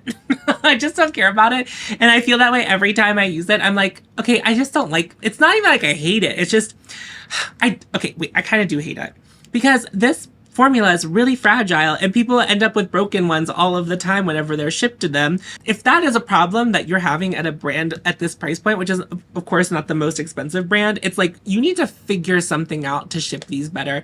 I kind of hate that. I'm also kind of just like bleh, on Rare Beauty in general. Like I just don't care. It's not for me. I'm gonna pass on it. Someone else can love it. But that was also a gift from a friend. This one kind of hurts my heart a little, but it is time. It is time. This is the Milk Flex highlighter in the shade Lit. They don't make this anymore. They haven't made this for some time. The problem is it's just too deep for me. And I now have formulas that have this undertone, which I think is really, really beautiful, that kind of champagne-y thing going on, but I have them in just shades that work better for me as opposed to this. It throws a cast. I found, I think, with most of my powder highlights that there's a cast and then it's like, I just don't want to deal with it. I have a lot of makeup loving friends that missed out on the opportunity for this, so I would love to pass it on to them. I mean, it is an old product. They would have to be willing to take an old product, but I think that a makeup lover would be willing if they really wanted this. So yeah, I think I can find a new home for this. It doesn't feel like its time is done, but it's time that my collection is done. And it was, despite the way it looks, really well loved in my collection for a long time. Here's one exception that I will be keeping. This is from Pat McGrath back in the day when she still did like the kits as opposed to like having the main brand. And this is the shade 003 pigment. And I love that pink pearly shift. It is quite obnoxious as like the three down here are, but I like it. I just like the way it looks on my skin, especially like if I'm doing something really pinky girly cool toned. I really like having it. And it is it might be the oldest thing in my collection at this point, and I still love getting my fingers and my brushes into it. I really like it. This is my last cream highlighter from Westman Atelier, and I always have issues opening it, so that's nothing new. This is the Peau de Rosé shade, and I'm filming this earlier in June because my declutters take me a really long time to like record and edit, but I just filmed a video with this, and I really like this. I don't think it's for everyone, but it is a really, really pretty cream highlighter. It has a little bit of sparkle in it, not as much as like some of the ones down here, but I just really like the way it looks on my skin. It's beautiful. It's gorgeous. I both love and hate the packaging. It's love that it's really lovely and weighted. I do kind of hate how difficult it is to open, but I will keep it. And here's the thing. Here's what we come down to. And I think of these both as like similar. They're in the same vein, right? Like, so I have the Alchemist from Ritual de Fille, and I also have How Many Carats from Fenty. There was a top plastic layer, which made it easier to open, but then it fell off. And then instead of gluing it back on, I was like, I can live with it just naked. That's not true, because it like does not want to open for me right now. The Ritual de Fille Alchemist has really large, beautiful chunks of shimmer, and the Fenty Beauty one has much finer shimmer. And I kind of run into the same thing with both of them. They're both really cool, and I really like them. Obviously, I really have had my time in the sun with the Alchemist. I hit pan on it. So the Alchemist has that chunkiness, and I feel like it looks more purposeful than the one from Fenty, which also gives you a wet look. The thing is, I always do this whenever I swatch these and I'm looking at it on camera. I always think that they both look so gorgeous, but I know, like, I know my hand's hairy, but I just think that the Ritual de Fille one does it better than the Fenty one, which also does it. And the reality of the situation is this. I don't think I need both of these. This one's still fresher. When I do think of doing something like this, I do normally reach for the Alchemist. And like, I have such a big pan in it and I want to try to finish it. The thing is, I just don't use it that often. Like, I swear to God, if I just would have kept the momentum that I had with it whenever I was like really loving it, I probably would have finished it. But that's just not what I'm doing now. But I do go clubbing occasionally and I do love this for the cheek for that. So I will keep this. And then this was a gift from Tiff, so I really appreciate that they gave it to me, but I think its time in my collection is done. And hopefully I can give it to someone who will find a solution to make it easier for them to open, because my bad. I should have just super glued the outer plastic back on, but I certainly didn't. So for highlighters, I'm decluttering 4. I guess I don't really have that many highlighters anymore. I was like, that doesn't seem like that many. So 4, I'm decluttering. And that means I'm keeping 1, 2, 3, 4, 5, 6, 7, 8. Wow. Highlighters used to be the thing that I had the most of in my makeup collection. And while I still think like 8's, you know, probably more than I need. I know that I use all of these ones, maybe with the exception of the Alchemist. But I think it's okay to keep a party girl in there for every now and then, you know, because it's just I do use it sometimes. So I'm going to put these back in my container. That feels a lot better. In fact, I think my highlighters actually can fit in the same container as my blushes. So we'll see.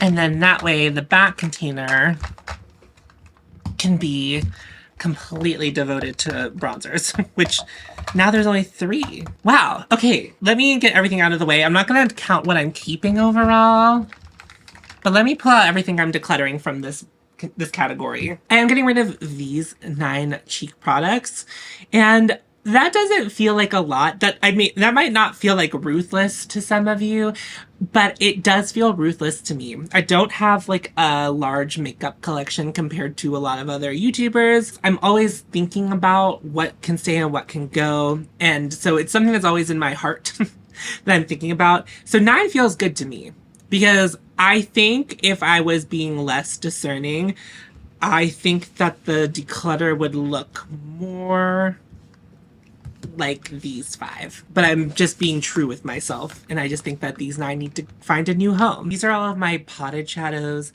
eyeliners, single shadows that are in their own compact. I also have singles that are in magnetic palettes, but I keep these in a separate drawer. All right, let's start with the smaller of the 2 categories. These are all of my eyeliners, and if as you can tell, or maybe you can't from where your vantage point is, these are all from Victoria Beckham except for one. Victoria Beckham makes my favorite eyeliner formula, and while I, enjoy testing formulas and such, before I got the Victoria Beckham eyeliners, I really didn't care about eyeliner all of that much, but these really work the way I want them to, which is why I'm okay having many of them. But I still try to be selective. She has many more colors than this, so these are the colors that I thought I would use the most, and let's just walk through them. This is the shade Cinnamon, and this was released, I think, either earlier this year or late last year. I think late last year, and it's a really beautiful, warm, shimmering cinnamon color, I guess is the best way to describe it. I think it was pretty apt. Whenever I bought this, I wasn't 100% sure if this would be an eyeliner that I would use a lot, but I actually really like the way it juxtaposes cool-toned eyeshadow, and it makes my green eyes pop quite a bit because it has a little bit of that red in it. It's not super red, but it has just enough red in it to make my green eyes really pop. So I really am a big fan of that shade. Then I think this one is my most used, if not my second most used. It's the shade Cocoa, which is just a deep matte espresso brown. And I don't play around with eyeliner too much, so something like this comes in real handy. And then this is either my most or second most used eyeliner from Victoria Beckham. It's the shade Ash, which is this really beautiful deep gray, and it is gray, which oftentimes whenever you find a gray, or if you're looking for a gray, it doesn't end up actually being a gray. It normally blends out into a gray-green color, but this one is just a very true neutral gray. That one I'm gonna keep. And then I bought this when I bought Cinnamon. This is just the black eyeliner. It's not the most black eyeliner, but it is a neutral black. And I don't really need anything like super, super black. Like, I'm not really looking for that whenever it comes to my eyeliner. This is dark enough for me, and I really like it. And then I actually think I'm going to declutter this one. This is the sequin green shade, so it's a green sparkly liner. One of my friends recently said that she wanted to get into like colorful eyeliner, but not too colorful, and I think that she'll really like this. And I like the sequin formula. I just don't reach for this very often. I stick with more like of a neutral kind of leaning eyeliner. I don't often opt for even this, even though it's not super colorful. So I think it'll make more sense for me to pass this on to my friend. Then this is from Kulfi. It is the Tiger Queen eyeliner from them. And I've had this for quite a while. I really love the color of it. I also really like this formula. It's pretty similar, I think, to the Victoria Beckham, but it comes in like this fine liner packaging. It does do this thing where the whole top part pops off a lot on me, but that doesn't really bother me too much. And there is something to be said to having the fine liner. I would say this is definitely, as well with Sequin Green, a liner that I use the least, but I think this color is so special. This like burnt terracotta color is so pretty. And again, because it has like that orangey redness in it, it looks really great with my green eyes. I don't know that I'll ever finish this, but I like having it on hand. And then I do have one gel eyeliner from Blink. I'm not going to swatch this. I occasionally use this. I don't normally use it on camera or for anything, but I do often use it whenever I'm like going out at night. It's a pretty good gel liner. I have 3 eyeshadow sticks. I have 2 from Victoria Beckham and I have 1 from Laura Mercier. This one's from Laura Mercier. It's the shade Brick. And it is also like a terracotta brown. I wouldn't say that it's really a brick color. I feel like it's more brown than it has like the red in it. And I guess I think of red more when I think of brick tones. But I think I have seen bricks this color. And it's a really good formula. I feel like it holds up really well on my eyes. I mostly use this like on the outer corner of my eyes and blend it out. I don't normally put this all over the lid, but I really like this shade. I've used it less than I use the Victoria Beckham ones, but I still find value in it and I still like to pull it out. Then I have 2 from Victoria Beckham. This is the shade Pecan, and it is a more of a neutral brown shade. It still has some warmth in it, and I also have Trench from Victoria Beckham. I really like these Victoria Beckham eyewears. They hold up very, very well on my lids. And it's kind of impressive because normally cream shadows don't really have the best longevity on me, but these play really well together. And if I'm using one of like these single shadows, oftentimes I will blend out with these 2 and then just put that on my lids. It's like very, very often what I'm doing when it comes to my eye looks these days. Let's start with my 4 eyeshadows from Chantecaille. And the funny story about these is I bought one and then I really liked it, and then I bought 3 more and I liked the other 3 more. So the first one I purchased was actually the Zebra shade, which is a rose gold. So that's what it looks like. It is really, really gorgeous. And I like how sparkly and elegant these are. These aren't going to be for everyone. They're really super expensive for what they are, but I really like the elegant quality of them. Now that I have some more shades, this one's definitely my least favorite. This is the shade Pangolin, and they describe this one as a dusty lilac, which I just think is a much more interesting shade than Zebra, and I like more cool tones, so that really more aligns with how I'm doing my makeup these days, so I really like that one. I'm gonna keep that one, but Zebra I'm a little bit on the fence about keeping. This one is Rhino, and it is an olive green. But I would still say that this is like more of like a taupey shade. I feel like Zebra is the least sparkly of the Chantecaille shadows that I own. And I would say like Rhino has some of the most sparkles in it. And I do love olive green as an eyeshadow color, so I'm going to keep that one. And then I also have the Elephant shade, which is a taupe. A shimmering taupe gray. That's what they say. Sometimes these are really hard to open and other times they're not. I also feel like this taupe color has some green in it. Like there's still the essence of green. But like I said, the sparkles in the lower 3 from Zebra are just much more apparent. And I do like something a little bit more sparkly. So I actually think I'm going to declutter Zebra because also this kind of tone is something that I'm not wearing very often, and like something more smoky like these 3 shades is something I'm definitely much more interested in. Then I have one of Charlotte Tilbury's Hypnotizing Pop Shots. This is in the shade Smoky Quartz. And this is much more cool toned of a taupe versus the one from Chantecaille. And I really, really love this little guy. I feel like it's been a constant part of my collection for, well, I mean, really since I got it. And you can tell based on how much dent there is, I have used this quite a bit. So I'm going to keep this because I just adore it. Then I have two of Victoria Beckham's lid lusters. The first one I ever purchased is the shade Mink. And of the two, it remains my favorite. And guess what? It's a sparkly taupe, but it has more depth than Smoky Quartz. And I also feel like it has some of like warm undertones in it. It's certainly not just a straight taupe. And like, even though these are all described as taupey shades, they're like very, very different. I mean, they probably won't read as different on the eye as like they read to me whenever you swatch them next to each other, but that's the kind of eyeshadow that I really gravitate towards. So I think having some nuanced versions of that is okay. I also have the shade Onyx, which I think they discontinued, which was this sooty, shiny, like black, I would say maybe more charcoal, and it is also really pretty. I definitely kind of like Zebra. It's like the one I use less, but I do like a black smoky eye, and I don't do them often, but what Onyx does for me is really simplifies it, because it's like basically I just put a liner down and then I smudge it out with this, and then that's like the perfect smoky eye. So I definitely want to keep this. Does not have the highest use value of all of my single potted shadows, but it does the thing that it does very specifically very well. And it is just an impressive formula. I really love the lid lusters. I have two of the Souffle eyeshadows from Surratt.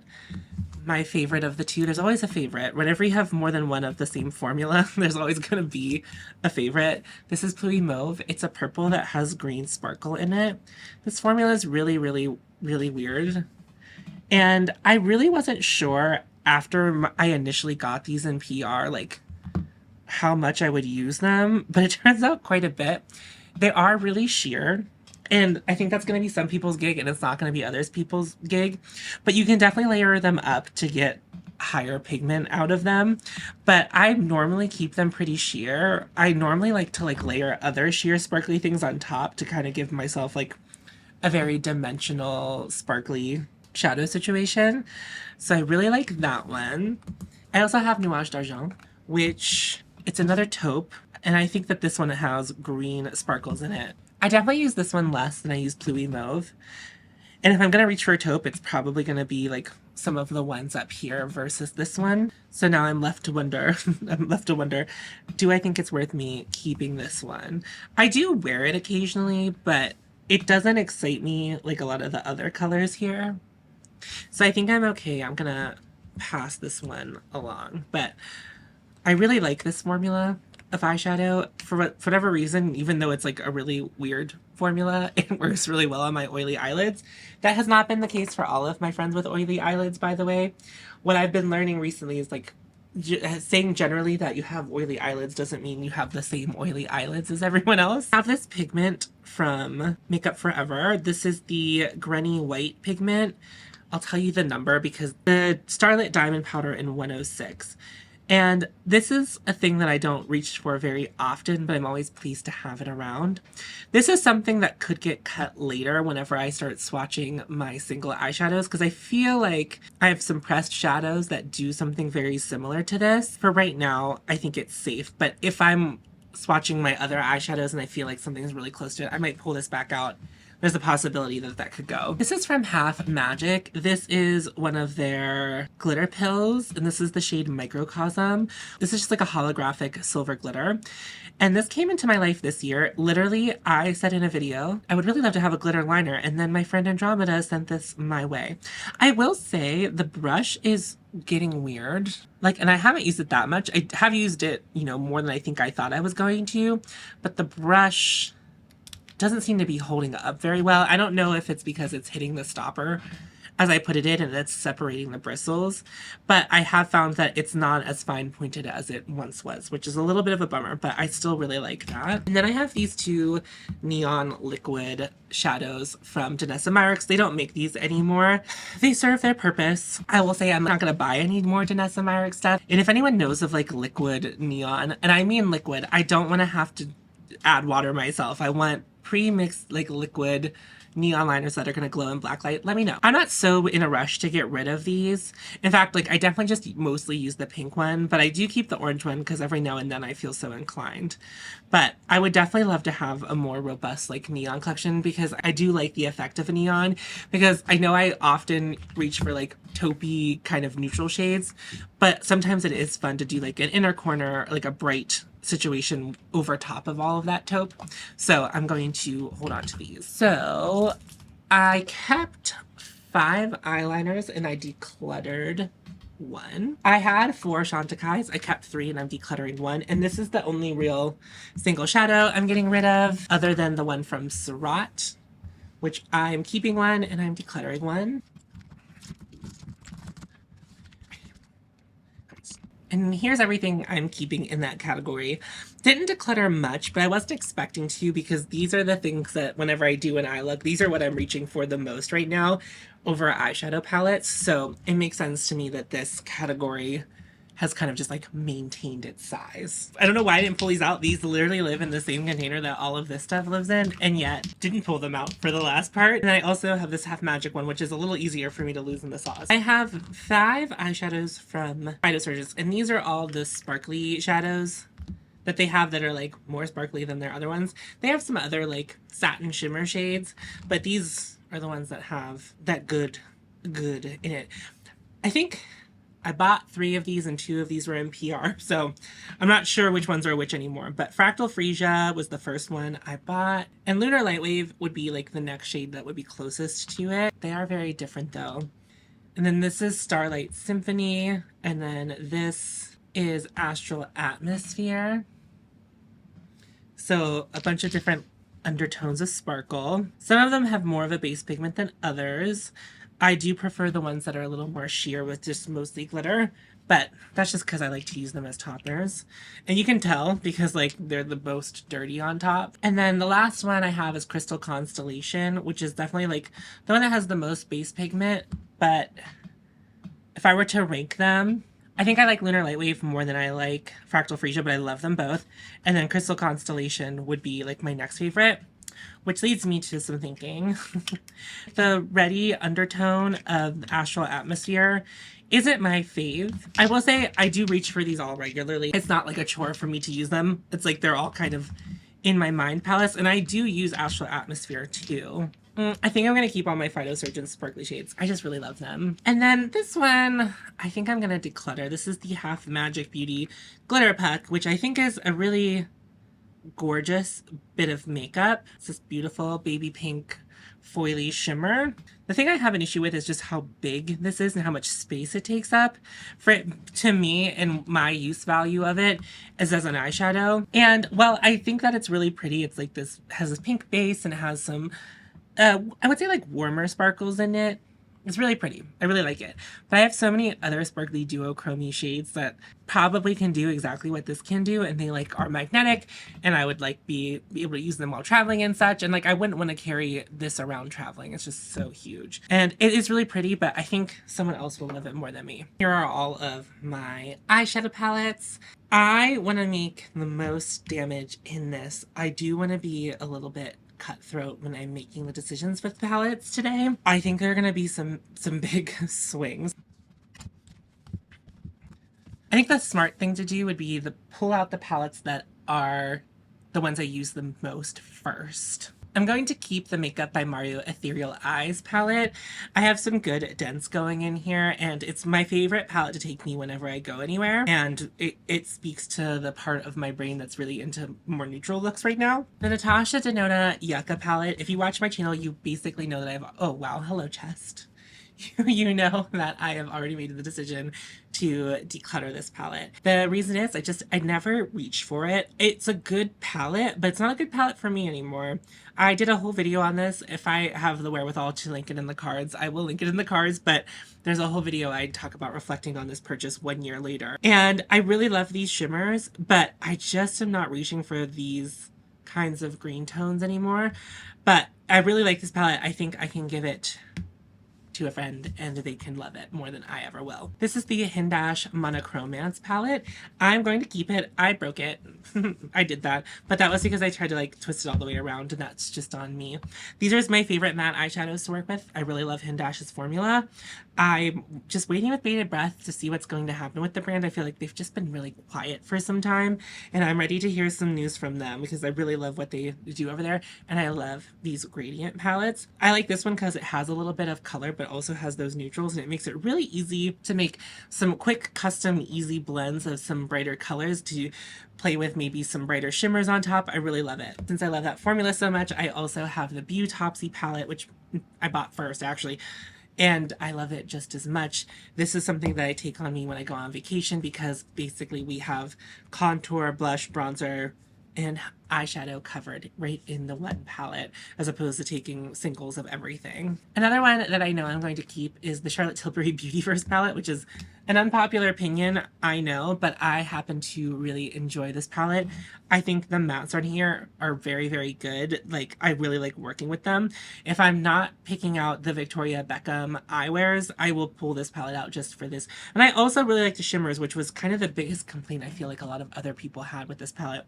My only problem with it, I don't really care for the silver, and this pink shade is not as beautifully formulated as the brown shades on top. But I pull this out quite regularly. This is my custom Pat McGrath palette. If you didn't know, I destroyed a bunch of my Pat McGrath palettes and made a palette of special shades only, and I adore it. I definitely use this palette more than I would have if these just were regular palettes still, but I still don't think I use it the most, but I made this and I feel really attached to it. I mean, I'm sure that someone would love to take it off my hands too because I did all the work for them, but I'm hoping that when I declutter more eyeshadows, which I'm intending on doing, that this feels like it lives in the front of my brain a little bit more. This is Pat McGrath's Divine Rose 1 eyeshadow palette, and guess what? I really like this palette. I really do. It's gorgeous. It's really easy to use. However, even now that I only have one intact Pat McGrath palette, it's still not something I reach for. And it's not because it's boring colors. These are kind of the colors that I've been very into right now. The only shades I really care for in this palette are this one right here. And I like this special shade. And I am fairly certain that this special shade was in one of the other palettes, which I depotted into my own personal Pat McGrath palette. This shade is pretty special, but it's not something I can't find elsewhere, even in my collection. So I am good to part ways with this. And that means that I will have no Mothership palettes from Pat McGrath that aren't messed up. I will say this. On my wish list right now is another Pat McGrath Mothership, one that I think suits my style a little bit more. And I'm considering buying it to maybe like give Pat McGrath one last chance, but you know me, I'll wait for a sale if I do decide to do that. It won't be until next year if I decide to do that. But you know what? It's summertime. I feel like we're around the time where Pat McGrath usually releases the Mothership of the year. This is from LH Cosmetics. This is the Aim Higher palette. I really fell in love with LH Cosmetics eyeshadow formula last year, and I really, really enjoy playing with this eyeshadow palette. However, as you can see here, the shimmers in here are very reminiscent of the taupes that I swatched in my singles collection. If I'm going to reach in here to pull from these mattes, I'm going to look in the Hindash palette or in my Viseart palette for something like this. I would love LH Cosmetics released something a little more utilitarian feeling to me.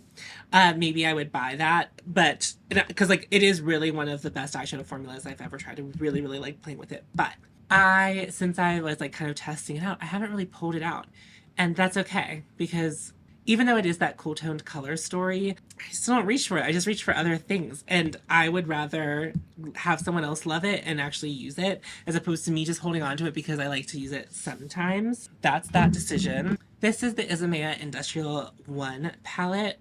I will be very honest with you. I've only used this palette a couple of times this year. My relationship with it is complicated because I do actually really love this palette. I still really feel like the exciting feelings that I did whenever I first heard of Isamaya and that brand. Like I'm really fond of it. I haven't reached for it in a really long time. It's something that I still look at and I'm inspired by, whereas the Yucca palette I'm no longer inspired by. And I do love those greens in some formats, and I love the greens in here. And I'm hoping, again, with less eyeshadows overwhelming me, that this will become something that I use a little bit more. This is more of like a fantasy keep. I also feel like my feelings on the brand have changed a lot since I initially talked about it and reviewed it. Like, I thought they were this really cool up and coming brand and that they were going to really push the limits, and I feel like they did that once. And then I felt let down by them every other time since then. So I'm going to keep this one. I just don't know that I'm ready to say goodbye to this one yet. This is the Viseart Grand Pro 1X.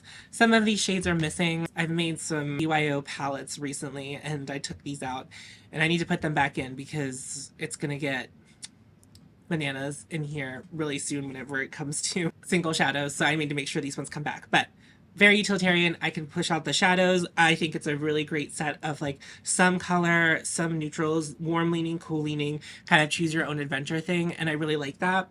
And this could be argued that I have some overlap with the Hindash palettes in this, but for some reason, I never feel like I can have enough neutral mattes. Like I'm going to find use for them. And also this allows me to build my own palettes for when I do decide to like travel or go overnight somewhere, or just to like want to build my own palette. This comes in handy. This is the Natasha Denona Gold palette, and I still have very warm feelings towards this palette, so I don't feel inclined to declutter it. And I also feel now that the golden palette has come out and it's kind of like not quite got the best reception, I am happy to have the gold palette, and I have been playing with this a little bit more. And I actually really just love this palette. I really do. And you know, it is mostly like those neutrals with some of this, you know, tarnished green, which I really like. Surratt shadows. So I think these are really beautiful eyeshadows, but the longevity on my eyes is very bad. They really fade pretty quickly. They normally start creasing on my lids with all of the help that I could possibly give it, and they will still crease up on my lid pretty quickly. I love them, and I feel Surratt often sends PR, and I'm very gracious for that. And if I could, I probably would keep these two shades, but I think I could give this palette to someone and they would really enjoy it. And it's not like I don't have beautiful things like this elsewhere in my collection. They're special shades, but they're not, you know, something that I really need to hold to.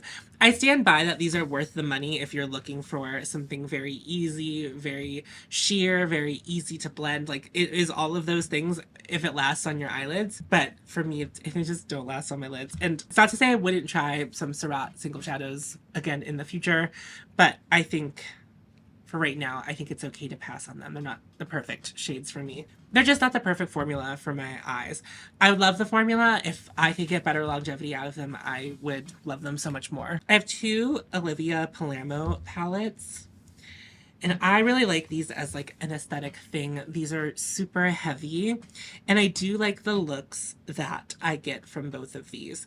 Again, I feel like I've been a little bit lost in the sauce with eyeshadows. These eyeshadows aren't my favorite eyeshadow formula either, but you know, see, we have this beautiful taupey shade in this palette, which of course I live for. And I certainly feel like I reach in this one a little bit more, but I do really like these purples, and I also like this sparkly shade. Her sparkly shades are really gorgeous.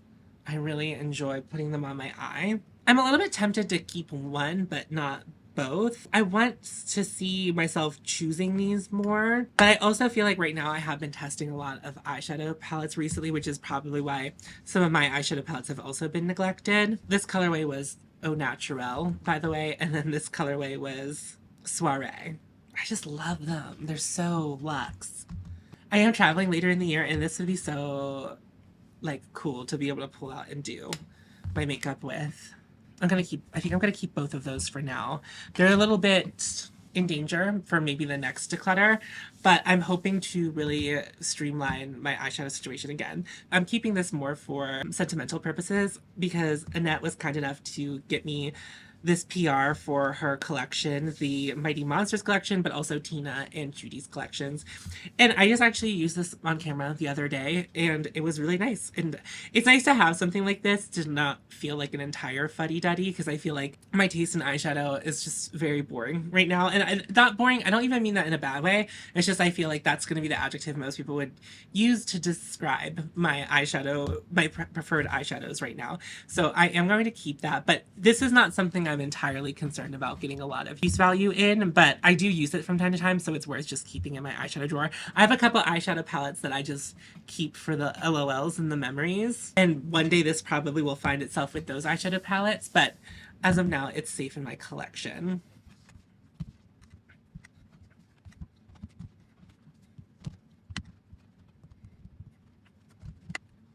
Here are all the eyeshadow palettes I'm keeping. I'm keeping 1, 2, 3, 4, 5, 6, 7, 8, 9, 10, 11, 12. 12. That still feels like a lot, but these ones are more utilitarian and kind of exist as one thing, and then these are also kind of cataloged as one thing. Feels like a lot. I feel like I probably, in theory, should put one of the Olivia Palermo palettes in like the Purgatory box, see if I ever pull it out. So I think I might do that, because I don't want to get rid of this yet. I don't feel comfortable doing that, but I am going to move Soiree, which is the more purpley one, into Purgatory. So that means I'm keeping 11. Still feels like a lot to me, but that is something that I made myself.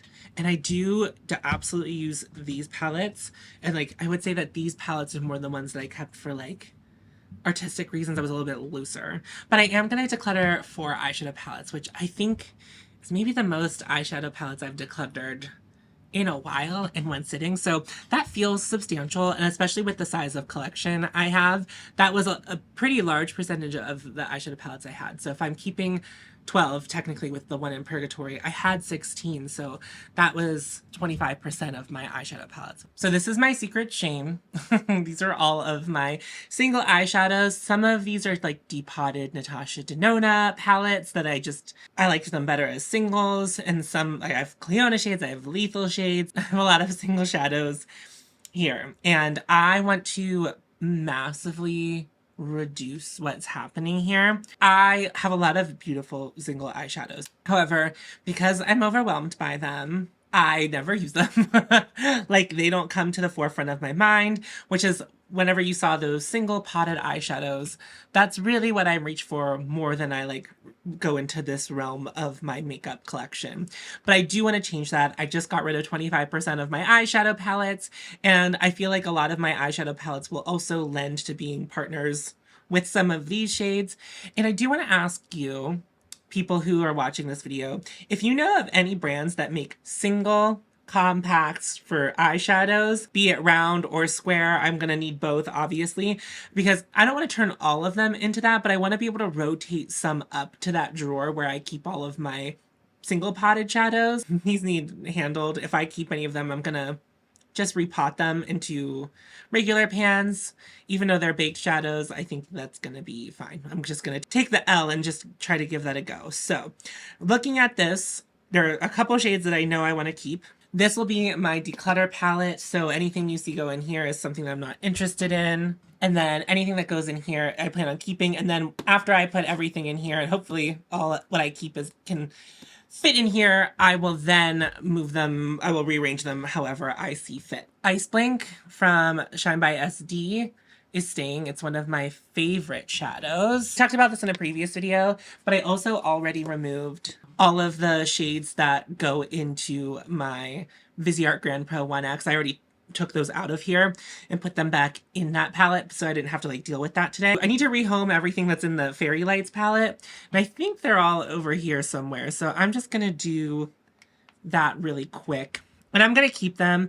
I think of these more as singles, and maybe one day I will move them out of this, because there is one shade I don't care for. It's that Cracker shade. It's not my favorite. I'm not a big multi-chrome, holochrome, I think that's what we're calling them. Not a big fan of the holochrome. I have some shades in here from Terra Moons, and they're a brand I don't really support anymore, so I already have the shades, so if I want to keep them, I'm going to keep them and use them. But like, I'll probably use them more in my free time. So I think another thing that I want to look at right off the bat is things that could dupe the Half Magic Glitter Puck. So I'm just going to pull out shimmery light pink things.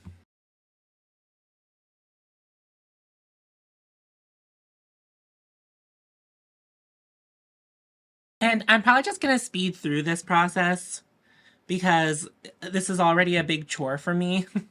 That's not fun for me. So I'm actually going to allow myself to watch YouTube, and I'll check in periodically to let you know how things are going.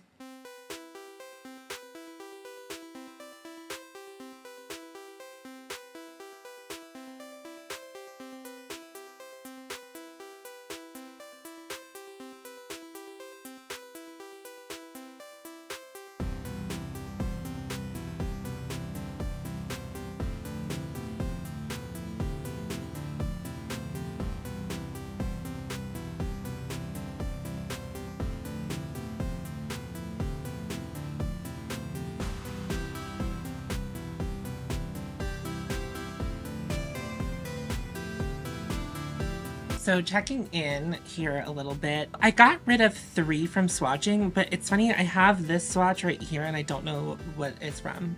I don't know where I picked that swatch up from, because I think the only matte pink I swatched was that one. I also have this hawk. I mean, they have a little bit of a different undertone. That one's a little more warmer, but I'm okay getting rid of that one. With these two, they seem pretty similar. This one just seems to have like a little bit of a denser base. I think I'm okay getting rid of that one. Okay. Well, no, it has like a green shift to it and I kind of like it. Maybe I don't mean that. Maybe I'm going to keep that one. You know what? I'm just going to allow myself to kind of go through once, and then if I want to do another pass, I will check in and do another pass.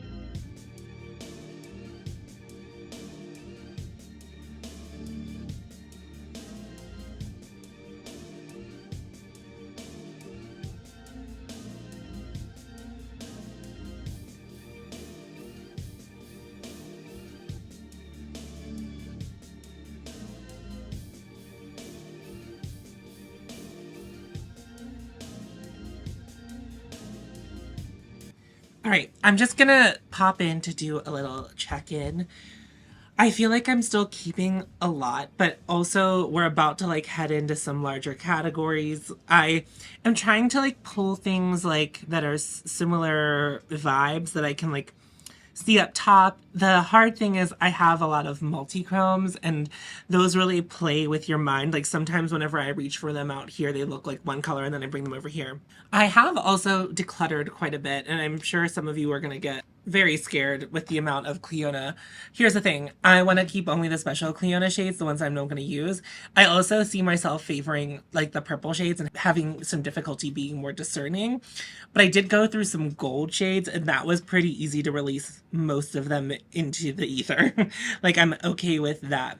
So I have been kind of doing it like every time I get sick of swatching a bunch of sparkles, I will focus on the mattes for a second because I have far less single mattes than I have single shimmers. I did have a ping, like just a little of like, oh no, am I doing the right thing whenever I got to some Natasha Denona shades from the larger palettes, the green one and the blue purple one. It's okay. The whole point of this is that I narrow things down. I also was really pleased. I pulled out this shade, and this is something I depotted from one of the 6-pan Pat McGrath palettes from forever ago, and it reminded me a lot of one of the shades from the Divine Rose 1 palette, which I just decluttered that I liked. It also kind of reminds me of a shade from the Divine Rose 2 palette, and it's possible this could be a shade that's in either one of those as well, but I'm really happy that I swatched that because it's like, oh wow, that's a really, really beautiful shade. The other thing is, it's really hard to do this because it's like all of the shades are really beautiful. Like they're all pretty, even if like I don't have intentions of keeping them. They're all still really, really pretty. So it's really difficult to discern what I should keep and what I shouldn't. Like it's getting tough in here.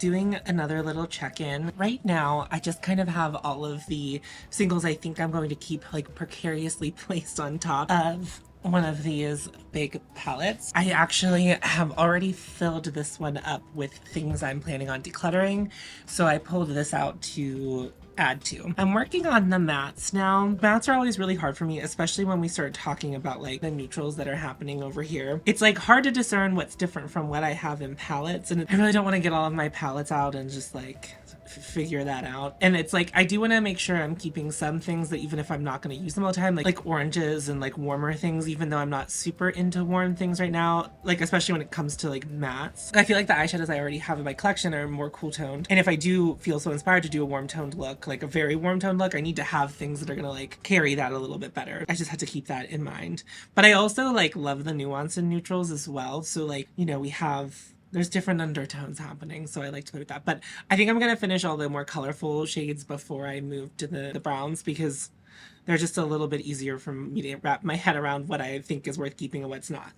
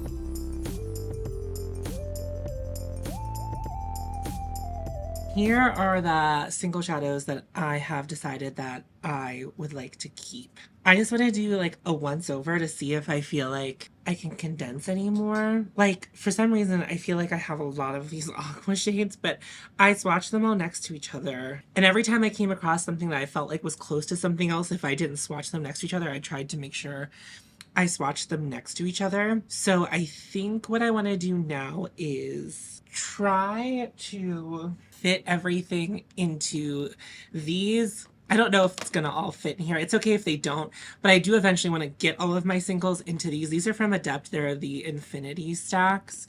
So I'm going to do some organization. And guess what? I am watching one of my own videos because I'm entertained by myself.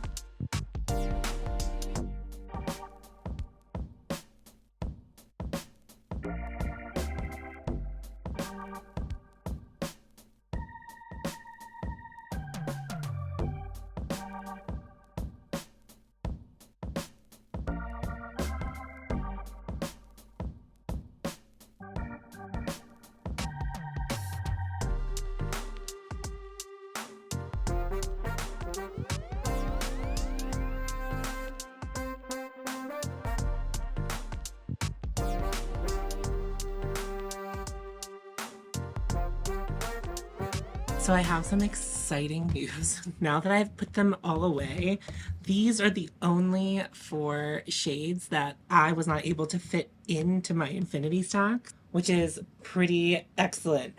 I forgot that I put Ice Blink in here, so I'm really glad I opened it up. So basically all I need to do is I'm going to press these into some kind of pan, whether it's circular or square.